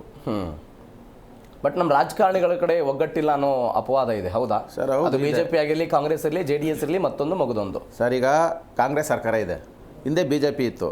BJP ಸರ್ಕಾರ ಇದ್ದಾಗ ಇದೇ ಕಾಂಗ್ರೆಸ್ಸು ವಿರೋಧ ಮಾಡ್ತದೆ, ಗಲಾಟೆ ಮಾಡ್ತದೆ ಇವ್ರ ಮೇಲೆ. ಈಗ ಕಾಂಗ್ರೆಸ್ ಸರ್ಕಾರ ಇದೆ, BJP ಅವ್ರು ವಿರೋಧ ಮಾಡ್ತಾ ಇದ್ದಾರೆ. ಇವಾಗ ಇಡೀ MP ಎಲ್ಲ BJP ಅವರು ಇರೋದು ಸೆಂಟ್ರಲಲ್ಲಿ. ಯಾಕೆ ಒತ್ತಡ ಹಾಕಲ್ಲ ಅವರು? ಅಲ್ಲಿ ಏನಾದರೂ ಪ್ರಧಾನಿಯವ್ರಿಗೆ ಏನಾದ್ರು ಎದುರ್ಕೊಳ್ತಾರಾ? ಓಕೆ, ಇರೋದು ಯಾರು? ಕೇಂದ್ರ ಸರ್ಕಾರದ ಮೇಲೆ ಏನು ಒತ್ತಡ ಹಾಕಬೇಕು ಅಂತೀರಿ ನೀವು? ಸರ್, ಈಗ ನಮ್ಮ ರಾಜ್ಯದಲ್ಲಿ ಈ ರೀತಿ ಇದೆ ಪರಿಸ್ಥಿತಿ. ಓಕೆ, ಈಗ ಬರ ಬಂದಿದೆ. ಈಗ ಈಗ ಈಗ ಈ ಸರ್ಕಾರ ಏನಿದೆ ಸೆಂಟ್ರಲ್ಗೆ ಮನವರಿಕೆ ಮಾಡಿಕೊಟ್ಟಿದೆ, ನಮಗೆ ಬರ ಇದೆ ಇಷ್ಟು ತಾಲೂಕುಗಳಲ್ಲಿ, ನಮಗೆ ಪರಿಹಾರ ಕೊಡಿ ಅಂತ ಇವರು ಹಾಕಿದಾರಲ್ವಾ, ಅದನ್ನು ಇವರು ತಿಳಿಸ್ಬೋದಲ್ಲ MP ಗಳು. ಯಾಕೆಂದರೆ ಈಗ ಕಾಂಗ್ರೆಸ್ ನಮ್ಮ ರಾಜ್ಯದ 2 ಜ್ವಲಂತ ಸಮಸ್ಯೆಗಳು, ಒಂದು ಮಹದಾಯಿ, ಮತ್ತೊಂದು ಮೇಕೆದಾಟು. ನೀವು ಮಹದಾಯಿ ವಿಚಾರದಲ್ಲಿ ಹೋದರೆ ಪಕ್ಕದಲ್ಲಿ ಗೋವಾದಲ್ಲಿ BJP ಅಧಿಕಾರ, ಮೇಲೆ ಕೇಂದ್ರದಲ್ಲಿ BJP ಅಧಿಕಾರ. ಇಷ್ಟು ದಿನಗಳ ಕಾಲ ರಾಜ್ಯದಲ್ಲಿ 3 ವರ್ಷಗಳ ಹಿಂದೆ ಯಡಿಯೂರಪ್ಪನವರ ಸರ್ಕಾರ, ಬೊಮ್ಮಾಯಿ ಸರ್ಕಾರ ಇತ್ತು. ಅದು ಮಹದಾಯಿ ಇವತ್ತಿನ ತನಕವೂ ಕೂಡ ಆಗಲಿಲ್ಲ. ನೀವು ಒಂದ್ಸಲ ಈ ಮೇಕೆದಾಟು ವಿಚಾರಕ್ಕೆ ಬಂದರೆ, ಕಾಂಗ್ರೆಸ್ ಈ ಹಿಂದೆ DMKಗೆ ಸಪೋರ್ಟ್ ಮಾಡಿತ್ತು ತಮಿಳುನಾಡಲ್ಲಿ, ಇವತ್ತು TVKಗೆ ಸಪೋರ್ಟ್ ಮಾಡಿದ್ದಾರೆ. ಅಂದರೆ ಇದರ ಅರ್ಥ ಹೇಳ್ತಾ ಇರೋದು, ತಮಿಳುನಾಡಲ್ಲಿ ಕಾಂಗ್ರೆಸ್ ಇಲ್ಲಿ ಸಪೋರ್ಟ್ ಮಾಡಿದ್ರೆ ಇಲ್ಲಿ BJP ಅಧಿಕಾರ. ಯಾವುದೇ ರಾಷ್ಟ್ರೀಯ ಪಕ್ಷ ಅಧಿಕಾರದ ಇದ್ದಾಗಲೂ ಕೂಡ ನಮ್ಮ ರಾಜ್ಯದ ರೈತರಿಗೆ ಯಾವುದೂ ಏನು ಪ್ರಯೋಜನ ಆಗಿಲ್ಲ ಅಂತ ನನ್ನ ವಾದ. ಕರೆಕ್ಟ್ ಅಲ್ವಾ? ಹೌದು ಸರ್. 2 ಹೋರಾಟವನ್ನು ನಿಮ್ಗೆ ಉದಾಹರಣೆ ಕೊಡ್ತಾ ಇದ್ದೀನಿ. ಹೌದು, ಇಲ್ಲಿ ನಮ್ಗೆ ರೈತರಿಗೆ ನ್ಯಾಯ ಸಿಗಲ್ಲ ಸರ್. ಓಕೆ, ಯಾಕೆಂದ್ರೆ ಅವ್ರನ್ನ ರಾಜಕಾರಣಿಗಳು ಅವ್ರವ್ರ ಬೆಳೆ ಬೇಯಿಸ್ಕೊಳ್ಳೋಕೆ ಸಲುವಾಗಿ ಅವ್ರು ಯಾವ ರೀತಿ ಬೇಕು ಆ ರೀತಿ ಚೇಂಜಸ್ ಮಾಡ್ಕೋಬೋದು. ಇಲ್ಲಿ ರೈತರಿಗೆ ಯಾವುದೇ ಥರದ್ದು ನ್ಯಾಯ ಸಿಗಲ್ಲ. ನೀವು ಹಿಂಗೆ ಮಾಡಿ ನಾವು ಹಿಂಗಿರ್ತೀವಿ ಏನೋ ಲೆಕ್ಕಾಚಾರ ಅವ್ರದ್ದು. ಎಸ್ ಸರ್, ಬರ್ತೀನಿ. ಮೈಸೂರಿಂದ ಮಹೇಶ್ ಅಂತ ಒಬ್ಬ ಕಾಲರ್ ಇದ್ದಾರೆ. ನಮಸ್ಕಾರ ಮಹೇಶ್ ಅವರೇ. ನಮಸ್ತೆ ಸರ್. ನಮಸ್ತೆ. ಮೈಸೂರು ಬಂದಾಗಿತ್ತಾ ಇವತ್ತು? ಇಲ್ಲ ಸರ್, ಚಾಮರಾಜನಗರ. ಓಕೆ, ಚಾಮರಾಜನಗರ ಬಂದಾಗಿತ್ತಾ? ಚಾಮರಾಜನಗರ ಬಂದಾಗಿಲ್ಲ ಸರ್. ಓಕೆ, ಪ್ರತಿಭಟನೆಗಳು? ಆದ್ರೆ ಒಬ್ಬ ಹಿರಿಯ ಕನ್ನಡ ಹೋರಾಟಗಾರನ ಕನ್ನಡ ಪರ ಸಂಘಟನೆಗಳನ್ನ ನಡೆಸ್ಕೊಂಡ ರೀತಿ ಇವತ್ತು ತುಂಬಾ ನೋವಾಯ್ತು ಸರ್ ನಮ್ಗೆಲ್ಲ. ಅಂದ್ರೆ ವಾಟಾಳ್ ನಾಗರಾಜ್ ಅವರು ನಡೆಸ್ಕೊಂಡಿದ್ದು ಸರ್. ಅವ್ರು ಎಂತ ಹೋರಾಟಗಾರರು ಸರ್, 50 ವರ್ಷದಿಂದ ಇವರೆಲ್ಲ ಮೊನ್ನೆ ಬಂದಿರೋ ಹೋರಾಟಗಾರರುಗಳು. ಆದ್ರೆ ಅವ್ರು 50 ವರ್ಷದಿಂದ ಹೋರಾಟ ಮಾಡಿರೋರ್ಗೆ ಬೆಲೆ ಇಲ್ಲದ ಮೇಲೆ ಏನ್ ಸರ್ ಇದು ವ್ಯವಸ್ಥೆ? ತುಂಬಾ ನೋವಾಯ್ತು ಕನ್ನಡ ಪರ ಸಂಘಟನೆಗಳು. ಭಾರಿ ಅಭಿಮಾನ ಆಯ್ತು ನನ್ಗೆ. ಇವತ್ತು ತುಂಬಾ ಮನ್ಸು ನೋವಾಗ್ತಾ ಇದೆ. ಒಬ್ಬ ಹಿರಿಯ ಹೋರಾಟಗಾರನ ನಡೆಸ್ಕೊಳ್ತಾ ಇರೋ ರೀತಿನ ಸರ್ ಇದು. ಓಕೆ, ಅಲ್ಲೂ ಕೂತಿದ್ದಾರೆ, ಅವ್ರಿಗೆ ತುಂಬಾ ನೋವಾಗ್ತಾ ಇದೆ. ಸ್ನೇಹಿತರೆ, ಅವ್ರನ್ನ ವಿಶ್ವಾಸ ತಕೊಂಡು ಮಾಡ್ಬೋದಾಗಿತ್ತು. ಇಲ್ಲ ಅಂತಂದ್ರೆ ಅವ್ರ ಮನವೊಲಿಸಬಹುದಾಗಿತ್ತು. ಅವ್ರನ್ನ ಇವತ್ತು ಬಾಯಿ ಬಂದಾಯ್ತು ಅಂತ ನೀವೇ ತೋರಿಸ್ತಾ ಇದ್ದೀರಾ. ಇದು ಮನ್ಸಿಗೆ ತುಂಬಾ ನೋವಾಗ್ತಾ ಇದೆ ಇದು. ಅಂದ್ರೆ ವಾಟಾಳ್ ನಾಗರಾಜ್ ಅವರು ಕೊಟ್ಟಿರುವಂತ ಕರೆಗೆ ಎಲ್ಲರೂ ಸಮರ್ಪಕವಾಗಿ ಉತ್ತರ ಕೊಡಬೇಕಾಗಿತ್ತು ಮತ್ತು ಬಂದಲ್ಲಿ ಭಾಗವಹಿಸಬೇಕಾಗಿತ್ತು ಅನ್ನೋದು ನಿಮ್ಮ ಆಶಯ. ಹೌದು ಸರ್, ಹೌದು. ಅವತ್ತು ಪ್ರವೀಣ್ ಶೆಟ್ಟಿ ಅವ್ರ ಬಣದವರೇ ಹೇಳಿದ್ರು ನಾವು ಬೆಂಬಲ ಕೊಡ್ತೀವಿ ಅಂತ. ಚೀಫ್ ಮಿನಿಸ್ಟರ್ನ ಕಾಂಟ್ಯಾಕ್ಟ್ ಮಾಡಿದ್ಮೇಲೆ ಅವರು ಉಲ್ಟಾ ಹೊಡೆದ್ರು. ಓಕೆ, ಒಬ್ಬ ಹಿರಿಯ ಹೋರಾಟಗಾರರನ್ನ ನಡೆಸ್ಕೊಳ್ಳೋ ರೀತಿನ ಸರ್ ಇದು. ಬಂದೇ ಎಲ್ಲ ಸಮಸ್ಯೆಗಳೇ ಪರಿಹಾರ ಅಲ್ಲ ಅಂತ ಇವರು ವಾದ ಮಾಡ್ತಾರೆ ಇವರು. ಸರ್, ಉದಾಹರಣೆಗೆ ನಾನೇ ಹೇಳ್ತೀನಿ ಸರ್, ನಮ್ ಚಾಮರಾಜನಗರ ವಾಟಾಳ್ ಅವರು ಸೋತ್ ಮೇಲೆ ತುಂಬಾ ಹಿಂದುಳಿದ್ಬಿಡ್ತು ಸರ್. ಈಗಿನ ಪರಿಸ್ಥಿತಿ ನಾವು ನೆನೆಸ್ಕೊಂಡ್ರೆ ತುಂಬಾ ನೋವಾಗ್ತಾ ಇದೆ. ಪುಟ್ಟರಂಗ ಶೆಟ್ರು ಏನು ಮಾಡ್ತಾ ಇಲ್ಲ ನಗರದಲ್ಲಿ. ವಾಟಾಳ್ ನಾಗರಾಜ್ ಅವರು ಯಾವಾಗ ಹೋದ್ರು ನಮ್ ಚಾಮರಾಜನಗರಕ್ಕೆ ಕುಡಿಯೋ ನೀರು ಕೊಟ್ಟಂತ ಪುಣ್ಯಾತ್ಮ ಸರ್ ಅವರು. ಓಕೆ, ಸೋಲ್ಸ್ಬಿಟ್ರಲ್ಲ ಅವ್ರನ್ನ ನೀವು. ನರಸೀಪುರದಿಂದ ಅವ್ರ ಪೀರಿಯಡ್ ಅಲ್ಲಿ ಆದಂತ ಅಭಿವೃದ್ಧಿ ಕಾರ್ಯಗಳು ಬಿಟ್ರೆ ಇನ್ನೇನು ಚಾಮರಾಜನಗರಕ್ಕೆ ಏನು ಯಾರು 20 ವರ್ಷದಿಂದ ಪುಟ್ಟರಂಗ ಶೆಟ್ಟಿ ಗೆದ್ದಾರಲ್ಲ ಏನು ಮಾಡಿಲ್ಲ. ಅಂದ್ರೆ ಅಗೌರವ ತೋರಿಸಿದ್ರು ಅನ್ನೋ ನಿಮ್ದು ವಾದ. ಎಸ್ ಸರ್, ಮಾತಾಡಿಸ್ತೇನೆ ಇದಕ್ಕೆ ಸರ್. ಇರೋ ಪರಿಹಾರ ಏನಂದ್ರೆ ಸಂಕಷ್ಟ ಸೂತ್ರ ಸಿದ್ಧಪಡಿಸಲೇಬೇಕು ಸರ್, ಅಲ್ಲದೆ ಇದ್ರೆ ಇದಕ್ಕೆ ಪರಿಹಾರವೇ ಆಗಲ್ಲ. ಎಸ್ ಸರ್, ನೋಡೋಣ. ಈ ಬಗ್ಗೆ ನಿಮ್ಮ ಪ್ರಶ್ನೆ ಬಗ್ಗೆ ನಾವು ಹೋರಾಟಗಾರರಿಂದ ಉತ್ತರ ತೆಗೆದುಕೊಳ್ತೀನಿ. Thank you so much Zee Kannada ಜೊತೆ ಮಾತನಾಡಿದ್ದಕ್ಕೆ. ಮಂಡ್ಯದಿಂದ ದೇವೇಗೌಡ ಅಂತ ಒಬ್ಬ ಕಾಲರ್ ಇದ್ದಾರೆ. ನಮಸ್ಕಾರ. ನಮಸ್ಕಾರ. ನಮಸ್ತೆ ಸರ್. ಏನಿಲ್ಲ, 91 ಇಸ್ವಿಯಿಂದ ಕಾವೇರಿ ಗಲಾಟೆ ನಡೀತಾ ಇದೆ. ನಮ್ಗೇನು ಪರಿಹಾರ, ಮಂಡ್ಯ ಜಿಲ್ಲೆಗೆ ಏನು ಪರಿಹಾರ ಸಿಕ್ಕಿಲ್ಲ ಸರ್. ಈ ಸರಿಯಾದ ಈಗ ಈ ಟೈಮಲ್ಲಿ ನಮ್ಗೆ ಬೆಳೆಗಾಗಲಿ ಏನಾಗಲಿ ಒಂದು ಅನಾನುಕೂಲ ಆಗ್ತಾ ಇದೆ. ಇದು ಕೇಂದ್ರ ಮಟ್ಟದಲ್ಲಿ ನಮ್ಮ ಕುಮಾರಸ್ವಾಮಿ ಅವರು ಮತ್ತೆ ಬಿಜೆಪಿ ಅವರು ಇದು ಅಲ್ಲಿ ಇದು ವ್ಯವಸ್ಥೆ ಮಾಡ್ಬೇಕು ಸರ್. ಮಂಡ್ಯದಲ್ಲಿ ಗಲಾಟೆ ಮಾಡಿದ್ರೆ ಏನ್ ಸರ್ ಇದಾಗುತ್ತೆ? ಕುಮಾರಸ್ವಾಮಿ ಅವರು ಒಂದು ಸ್ಟೇಟ್ಮೆಂಟ್ ಕೊಟ್ಟಿದ್ದಾರೆ, ನೋಡಿದ್ರ ಅದನ್ನ? ನೋಡಿಲ್ವಲ್ಲ ಸರ್. ಕೋರ್ಟ್ ಆದೇಶ ಕೊಟ್ಟಿದೆ, ಕೋರ್ಟ್ ಅಂತ ನಡೆದುಕೊಳ್ಬೇಕಾಗಿದ್ದ ರಾಜ್ಯ ಸರ್ಕಾರದ ಕರ್ತವ್ಯ ಅಂತ ಹೇಳಿದ್ರು ಅವರು. ಸರಿ ಸರ್. ಅದು ಓಕೆ, ಅದು ಓಕೆ ಸರ್. ಅದು ಸರಿನಾ ಕುಮಾರಸ್ವಾಮಿ ಅವರು ಕೊಟ್ಟಿದ್ದು? ನೋಡಿದೆ ಸರಿ ಸರ್. ಅದು ಅದಲ್ಲ, ಕುಮಾರಸ್ವಾಮಿ ಅವರು ಹೇಳ್ತಾ ಇರೋದು ಸರಿ, ನಾಂದೆ ನೀರು ಬಿಡಬೇಕು ಅಂತ ಹೇಳ್ತಿದ್ದಾರೆ ಅವರು. ತಮಿಳ್ನಾಡಿಗೆ ನೀರು ಬಿಡು ಅಂತ ಹೇಳ್ತಿದ್ದಾರೆ ಸರ್. ಕೋರ್ಟ್ ಆದೇಶ ಅನ್ನಕ್ಕೆ ನಾವು ಎಲ್ಲ ತಲೆ ಬಾಗ್ಲಾಗತ್ತಲ್ವ ಸರ್? ಬಂಗಾರಪ್ಪರು ಬಿಡ್ಲಿಲ್ಲ. ಸರಿ, ಅವ್ರು ಬಿಡ್ಲಿಲ್ಲ. ಅವರು ಬಂಗಾರಪ್ಪರ್ ಇದ್ದಾಗ ಕೋರ್ಟ್ ಆದೇಶ ಆಮೇಲೆ ಮಾಡಿ ಬಿಟ್ರು ಅದನ್ನ. ಆ ಪ್ರಕರಣ ಬೇರೆ ಸರ್. ಆಮೇಲೆ ಉಲ್ಲಂಘನೆ ಆಯಿತು ಅಂತ ನೀರು ಬಿಟ್ಟಿದ್ದು ಉದಾಹರಣೆ ಇಲ್ಲ, ನಮ್ಮ ಕಣ್ಣು ಮುಂದೆ ಇದೆ. ಎಸ್ ಸರ್, ಥ್ಯಾಂಕ್ ಯು ದೇವೇಗೌಡ್ರೆ. ಜೀಕರಣ ಜೊತೆ ಮಾತನಾಡಿದ್ದಕ್ಕೆ. Yes sir. ನಿಂಗರಾಜ್ ಗೌಡ್ರೆ, ಚಾಮರಾಜನಗರದಿಂದ ಕರೆ ಮಾಡಿದವರು ಒಂದು ಆರೋಪ ಮಾಡಿದರು. ವಾಟಾಳ್ ನಾಗರಾಜ್ ಅವರನ್ನು ಕನ್ನಡ ಪರ ಸಂಘಟನೆಯವರು ಸರಿಯಾಗಿ ನಡೆಸ್ಕೊಳ್ಳಿಲ್ಲ, ಗೌರವ ಕೊಡಲಿಲ್ಲ. ಹಾಗೆ ಆಯ್ತಾ? ಖಂಡಿತ ಆ ಥರ ಏನಿಲ್ಲ. ಕನ್ನಡ ಪರ ಹೋರಾಟಗಳು ನೋಡಿ, ನಾವು ಒಂದು ಯಾವುದೇ ಸಮಸ್ಯೆ ಬಂದಾಗ ಕರ್ನಾಟಕ ಬಂದ್ ಮಾಡಿಬಿಟ್ರೆ ಅದು ಪರಿಹಾರ ಅಲ್ಲ. ಓಕೆ, ಹಂತವಾಗಿ ನೀವು ನೋಡಿರಬೇಕು. ಡಾಕ್ಟರ್ ಸರೋಜಿನಿ ಮಹಿಷಿಗೆ ವರದಿಗೆ ಒತ್ತಾಯಿಸಿ ಸತತವಾಗಿ ಮೌರ್ಯ ಸರ್ಕಲ್ನಲ್ಲಿ 100 ದಿವಸ ನಾವು ಹೋರಾಟ ಮಾಡಿ ಲಾಸ್ಟ್ಗೆ ಬಂದು ಕರೆ ಕೊಟ್ಟು ಹಲವಾರು ಕನ್ನಡ ಪರ ಸಂಘಟನೆಗಳೊಂದಿಗೆ. ಅವತ್ತು ಅದೇ ನಮ್ಮ ವಾಟಾಳ್ ನಾಗರಾಜ್ ಅವರು ಇನ್ನೂ ಹಲವಾರು ವಿರೋಧವನ್ನು ಮಾಡಿದರು. ನಾವು ಡಾಕ್ಟರ್ ಸರೋಜಿನಿ ಮಹಿಷಿ ಕನ್ನಡಿಗರ ಮಕ್ಕಳಿಗೆ ಉದ್ಯೋಗ ಅಂತೇಳಿ 100 ದಿನ ಒಂದು ಹೋರಾಟ ಮಾಡ್ತೀವಿ, ಕರವೇ ಸ್ವಾಭಿಮಾನಿ ಸೇನೆ ಮತ್ತು ಹಲವಾರು ಕನ್ನಡ ಪರ ಮನಸ್ಸುಗಳೊಂದಿಗೆ. 100 ದಿನ ಆದ ನಂತರ ನಾವು ಕರ್ನಾಟಕ ಬಂದು ಕರೆ ಕೊಡ್ತೀವಿ. ಅವತ್ತೂ ಇದನ್ನು ಎಲ್ಲೋ ತಮ್ಮ ಏನಾಗ್ತದೋ ಅಂತೇಳಿ ಹಲವಾರು ಕನ್ನಡ ಪರ ಹೋರಾಟಗಾರಕ್ಕೆ ಅದು ವಿರೋಧ ಪಡ್ತಾರೆ. ನಾವಿಲ್ಲಿ ಹಿರಿಯ ಹೋರಾಟಗಾರರು ವಾಟಾಳ್ ನಾಗರಾಜ್ ಅವರು ಇಲ್ಲಿ ಎಲ್ಲರನ್ನೂ ಒಗ್ಗೂಡಿಸೋದ್ರಲ್ಲಿ ವಿಫಲ ಆಗ್ತಾ ಇದ್ದಾರೆ. ಯಾರ್ಯಾರು ಕನ್ನಡ ಪರ ಹೋರಾಟಗಳು ನೀವೇ ಹೇಳಿದ ಹಾಗೆ ಈಗ ಸರೋಜಿನಿ ಮಹಿಷಿ ವರದಿಗಾಗಿ ನಾವು ಬಂದ್ಗೆ ನಾವು ಕರೆ ಕೊಟ್ಟಿವಿ, ಅದು ಬಂದ್ ಆಗಲಿಲ್ಲ, ವಾಟಾಳ್ ನಾಗರಾಜ್ ಅವರು ನಮಗೆ ಬೆಂಬಲ ಕೊಡಲಿಲ್ಲ ಅಂತ. ಅಂದರೆ ವಿಚಾರವಾರುಗಳು ಕೂಡ ನಿಮ್ಮಲ್ಲಿ ದ್ವಂದ್ವ ಇದೆಯಾ?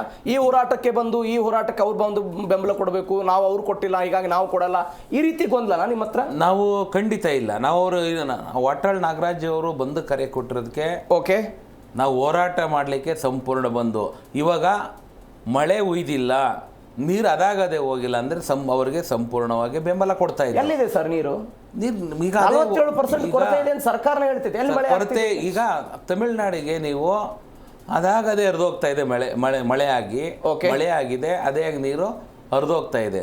ಒಂದು. ಎರಡನೇದು, ನಾವು ಅವಾಗ ಹೇಳಿದವರು ಬಂದು ಕರೆ ಕೊಟ್ಟಾಗ ನೀರು ಬಿಡಲ್ಲ ಅಂತ ಹೇಳಿದರೆ, ನೀರು ಇವಾಗ ಸುಪ್ರೀಂ ಕೋರ್ಟ್ಗೆ ಹೋಗಿ ನೀರು ಬಿಡ್ತಾ ಇಲ್ಲ. ನೀರು ಬಿಟ್ಟಾಗ ನಾವು ಮಾಡೋಣ. ಈಗ ಎಷ್ಟು ಜನ ಪ್ರತಿನಿತ್ಯ ಕೂಲಿ ಮಾಡಿಕೊಂಡು ಅವತ್ತಿನ ಊಟಕ್ಕೆ ಮಾಡ್ಕೊಳ್ಳೋರು ಎಷ್ಟು ಜನ ಇದ್ದಾರೆ, ಮತ್ತು ಸರ್ಕಾರಕ್ಕೆ ಎಷ್ಟು ಕೋಟಿ ಲಾಸ್ ಆಗ್ತದೆ, ಎಷ್ಟು ಜನಕ್ಕೆ ಅನಾನುಕೂಲ ಆಗುತ್ತೆ, ಎಷ್ಟು ಜನಕ್ಕೆ ತೊಂದರೆ ಆಗುತ್ತೆ ಬಂದು ಕೊಡೋದ್ರಿಂದ. ಈಗ ನೀರು ಬಿಡಲಿಲ್ಲ ಅಂದರೂ ಜನಕ್ಕೆ ತೊಂದರೆ ಆಗ್ತದೆ. ಇದಕ್ಕೆ ಈ ಶಾಶ್ವತ ಪರಿಹಾರವನ್ನು ಒಂದೇ ಉದಾಹರಣೆ ಅಲ್ಲ.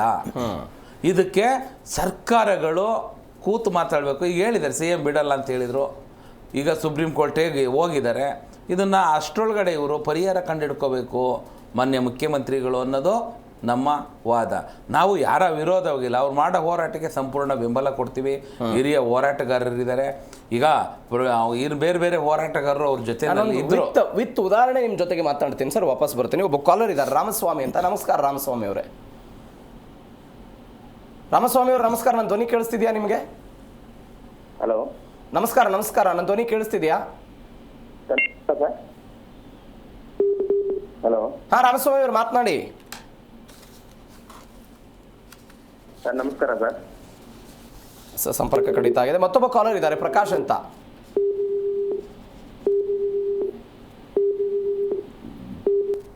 ಸಂಪರ್ಕ ಕಡಿತ ಆಗಿದೆ. ಸರ್, ನೀವು ಹೋರಾಟದ ಬಗ್ಗೆ ಮಾತಾಡ್ತಾ ಇದ್ದೀರಿ. ನಾನು ಅವಾಗಲೇ ಒಂದು ಪಾಯಿಂಟ್ ರೇಸ್ ಮಾಡಿದ್ದೀನಿ ನಿಮಗೆ. 1990ರಲ್ಲಿ ನ್ಯಾಯಾಧೀಕರಣ ಆಯಿತು. ನೀವು ಒಂದು ಕಡೆ ಅವತ್ತಿನ ನಮ್ಮ ರಾಜ್ಯ ಸರ್ಕಾರ ಈ ನ್ಯಾಯಾಧೀಕರಣ ರಚನೆ ಆಗಬಾರದು ಅನ್ನುವಂಥ ಕಾರಣಕ್ಕಾಗಿ ಹೋರಾಟ ಮಾಡ್ತು. ಆಗಬಾರ್ದು ಅಂತ. ಬಟ್ ತಮಿಳ್ನಾಡು ಏನು ಮಾಡ್ತು ಅಂತ ಹೇಳಿದ್ರೆ, ಅದು ಕೇಂದ್ರ ಸರ್ಕಾರದಲ್ಲಿರಲಿ ರಾಜ್ಯ ಸರ್ಕಾರದಿರಲಿ, ಯಾವ್ಯಾವ ಮಠಾಧೀಶರಿದ್ದಾರೋ ಅಥವಾ ಸ್ವಾಮೀಜಿಗಳ ಪರಿಚಯ ಇದ್ದಾರೋ, ಸಂಸದರ ಪರಿಚಯ ಇದ್ದಾರೋ, ಅಧಿಕಾರಿಗಳ ಪರಿಚಯ ಇದ್ದಾರೋ, ಎಲ್ಲದರ ಮುಖಾಂತರವೂ ಕೂಡ ಒಂದು ಗಟ್ಟಿಯಾದಂತಹ ಒಗ್ಗಟ್ಟಿನ ಹೋರಾಟ ಮಾಡಿದ್ದರ ಪರಿಣಾಮವಾಗಿ ಯಾವತ್ತು ನ್ಯಾಯಾಧಿಕರಣ ರಚನೆ ಆಯಿತು. ಖಂಡಿತ ಖಂಡಿತ ನ್ಯಾಯಾಧಿಕರಣ ರಚನೆ ಆಯಿತು, ಕರ್ನಾಟಕಕ್ಕೆ ಹಿನ್ನಡೆ ಆಯಿತು ಅನ್ನುವಂಥ ವಿಶ್ಲೇಷಣೆ ಇದೆ. ಇವತ್ತು ಆಗಿರುವಂಥ ಅನ್ಯಾಯವನ್ನು ಸರಿಪಡಿಸಬೇಕು ಅಂತ ಹೇಳಿದ್ರೆ ಆ ಒಗ್ಗಟ್ಟು ನಮ್ಮ ಕರ್ನಾಟಕದಲ್ಲಿ ಬರಬೇಕು ಅನ್ನೋದು ನನ್ನ ವಾದ. ಈಗ ವಾಟಾಳ್ ನಾಗರಾಜ್ ಅವರು ಕರೆ ಕೊಟ್ಟರು, ಮತ್ತೊಬ್ಬರು ಕರೆ ಕೊಡಲಿಲ್ಲ, ಅವ್ರ ಬೆಂಬಲವನ್ನು ವ್ಯಕ್ತಪಡಿಸಿದ್ರು, ಇವರ ಬೆಂಬಲವನ್ನು ವ್ಯಕ್ತಪಡಿಸಿಲ್ಲ ಅಂತಲ್ಲ. ನಮ್ಮಲ್ಲಿ ಒಗ್ಗಟ್ಟು ಮೂಡದ ಹೊರತು ಹೋರಾಟಕ್ಕೆ ನ್ಯಾಯ ಸಿಗಲ್ಲ, ರೈತರಿಗೆ ನ್ಯಾಯ ಸಿಗಲ್ಲ ಅನ್ನೋದು ನನ್ನ ವಾದ ಇದೆ. ಕರೆಕ್ಟ್? ನೀವು ಇವತ್ತು ನೋಡಿ 1990ರಲ್ಲಿ ಅವತ್ತು ನ್ಯಾಯಾಧೀಕರಣ ಮಾಡಲಿಕ್ಕೆ ಬಿಟ್ಟಿದ್ದೆ ಮೊದಲನೇ ತಪ್ಪು. ಕರೆಕ್ಟು. ಯಾಕೆ ಅಂದರೆ ನಾವು ಅಣೆಕಟ್ಟೆ ತುಂಬಿದಾಗ ನಾವು ಹಿಡಿದಿಟ್ಕೊಳ್ಳೋಕ್ಕಾಗಲ್ಲ. ಅದು ಆಟೋಮೆಟಿಕ್ಕಾಗಿ ಮಳೆ ಹೋದಾಗ ನಾವು ಬೇಡ ಅಂದ್ರೂ ನಾವು ಇಟ್ಕೊಳ್ಳೋಕ್ಕಾಗಲ್ಲ, ಅದು ಹೋಗ್ತದೆ. ಅದು ನೈಸರ್ಗಿಕವಾಗಿ ಏನು ನಡಿಬೇಕು ಅದು ನಡೀತದೆ. ಮಳೆ ಆದಾಗ ಯಾರು ಏನು ತಡಿಲಿಕ್ಕಾಗಲ್ಲ.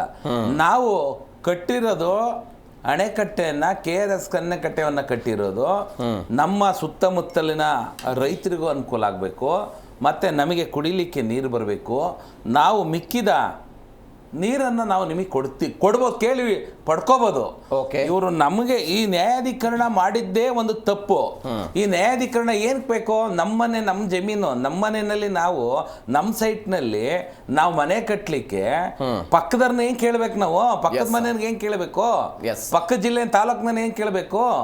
ನಮ್ಮ ಸೈಟ್ನಲ್ಲಿ ನಾವು ಮನೆ ಇದು ಅವತ್ತನ್ನು ಮಾಡಿದ ಸರ್ಕಾರ ಯಾರಿದ್ರೋ, ಯಾರು ಸ್ವಾಮೀಜಿಗಳಿದ್ರೋ ಅವತ್ತು ಇದನ್ನ ವಿಫಲ ಮಾಡಬೇಕಾಗಿತ್ತು.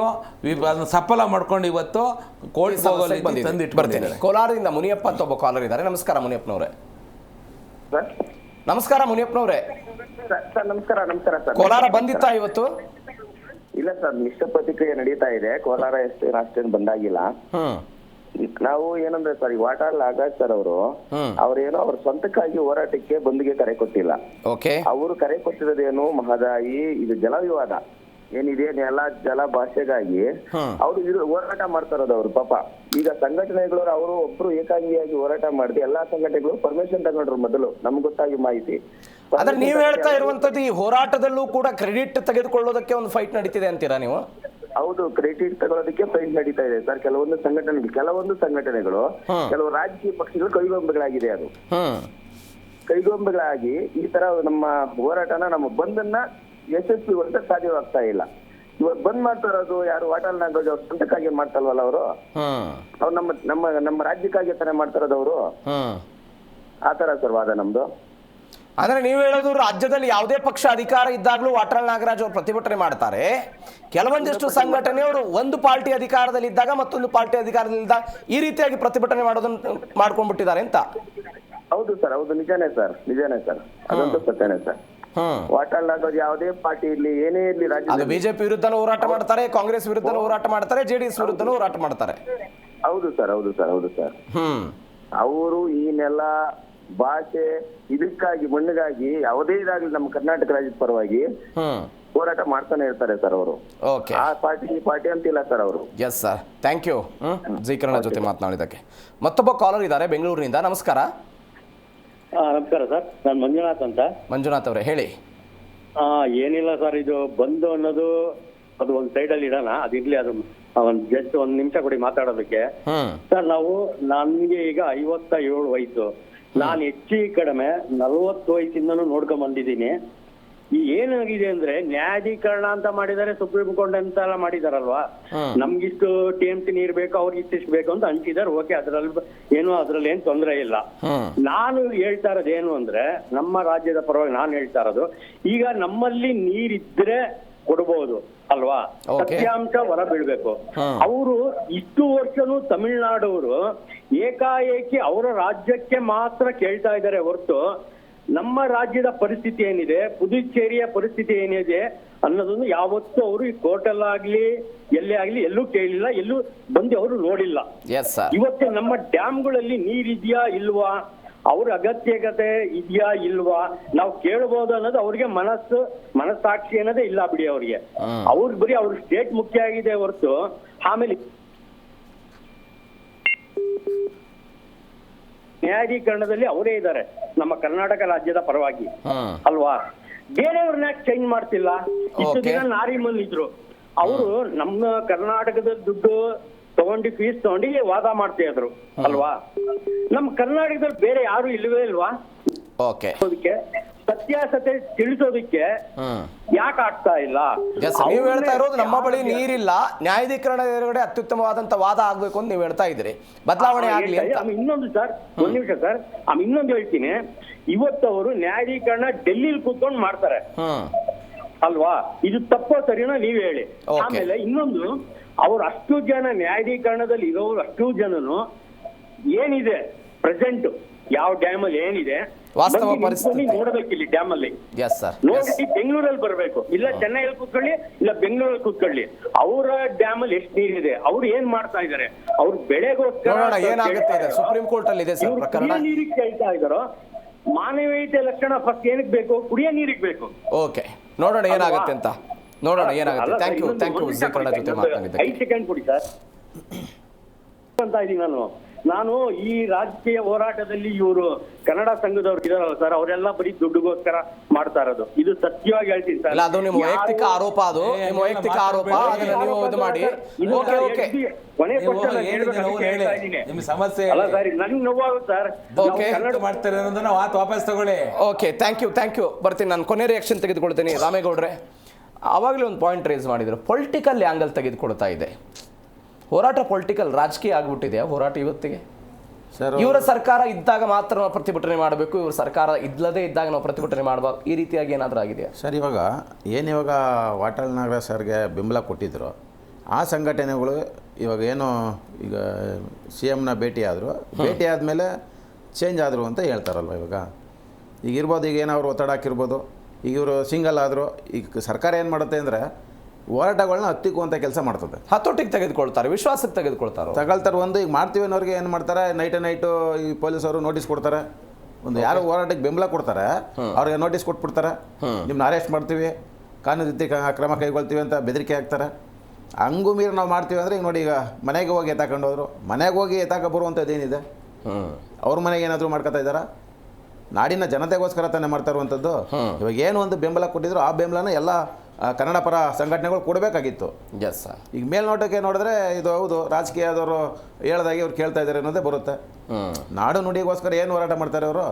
ಈಗ ನಮ್ಮದು ಅಷ್ಟೇ. ಈಗ ನಾವು ನಮ್ಮ ಎಲ್ಲ ಚಾಲಕರುಗಳು ನಾಡು ನುಡಿ ಅಂತಂದರೆ ಮುಂದೆ ನಿಲ್ತಾರೆ. ಬಟ್ ಈ ಕನ್ನಡ ಪರ ಸಂಘಟನೆಯವರು ಚಾಲಕರ ಪರ ನಿಂತ್ಕೊಳ್ಳೋದೇ ಇಲ್ಲ. ನಮಗೆ ಸಮಸ್ಯೆ ಆಗ್ತಾ ಇದ್ರೆ ಸರ್ಕಾರದ ವಿರುದ್ಧ ಮಾತಾಡೋದಿಲ್ಲ. ಈಗ ಈ ಕಾರ್ಯಕ್ರಮ ನೋಡ್ತಾ ಇರುವಂಥ ಜನಸಾಮಾನ್ಯ ಆಲೋಚನೆ ಮಾಡ್ತಿರ್ಬೇಕು, ಈ ಹೋರಾಟಗಾರಲ್ಲೇ ದ್ವಂದ್ವ ನೀತಿ ಇದ್ದಾಗ ನಾನೇನು ಮಾಡಬೇಕು ಅಂತ. ಆ ಪ್ರಶ್ನೆಗೆ ಉತ್ತರ ಯಾರು ಕೊಡ್ತಾರೆ? ಈಗ ನೀವು ಸಪೋರ್ಟ್ ಮಾಡ್ಬೋದು, ಅವ್ರು ಸಪೋರ್ಟ್ ಮಾಡ್ಬೋದು, ಅವ್ರು ಹಿಂದೆ ಸರಿಬೋದು, ಜನಸಾಮಾನ್ಯರಿಗೆ ಉತ್ತರ ಕೊಡೋರು ಯಾರಾದರೂ ಒಬ್ಬರು ಬೇಕಲ್ಲ. ನೋಡೋಣ ಏನಾಗುತ್ತೆ ಅಂತ. ಥ್ಯಾಂಕ್ ಯು ಸೋ ಮಚ್ ಇಬ್ಬರಿಗೂ ಕೂಡ ಇಷ್ಟು ಚರ್ಚೆಯಲ್ಲಿ ಭಾಗವಹಿಸಿದ್ದಕ್ಕೆ. ಹೋರಾಟದ ವಿಚಾರದಲ್ಲಿ ಇಂಥದ್ದೊಂದು ಆರೋಪ ಪ್ರತ್ಯಾರೋಪಗಳು, ರಾಜಕೀಯದ ಮಾತುಗಳು ಇತ್ಯಾದಿ ಕೇಳಿ ಬರ್ತಾ ಇದೆ. ಇವೆಲ್ಲದರ ನಡುವೆಯೂ ಕೂಡ ಇವತ್ತಿನ ಬಂದ್ ಯಶಸ್ವಿ ಆಗಿಲ್ಲ ಅನ್ನೋದು ಮೇಲ್ನೋಟಕ್ಕಂತೂ ಗೊತ್ತಾಗ್ತಾ ಇದೆ. ನೋಡೋಣ ಈ ಪ್ರಕರಣ ಎಲ್ಲಿಗೆ ಬಂದು ನಿಲ್ಲುತ್ತೆ ಅಂತ. ಇದರೊಂದಿಗೆ ಇವತ್ತಿನ ಮೆಗಾ ಸುದ್ದಿ ಮುಗಿಸ್ತಾ ಇದ್ದೀನಿ. ನೋಡ್ತಾ ಇರಿ ಜೀ ಕನ್ನಡ ನ್ಯೂಸ್, ಸತ್ಯವೇ ಸುದ್ದಿಯ ಜೀವಾಳ.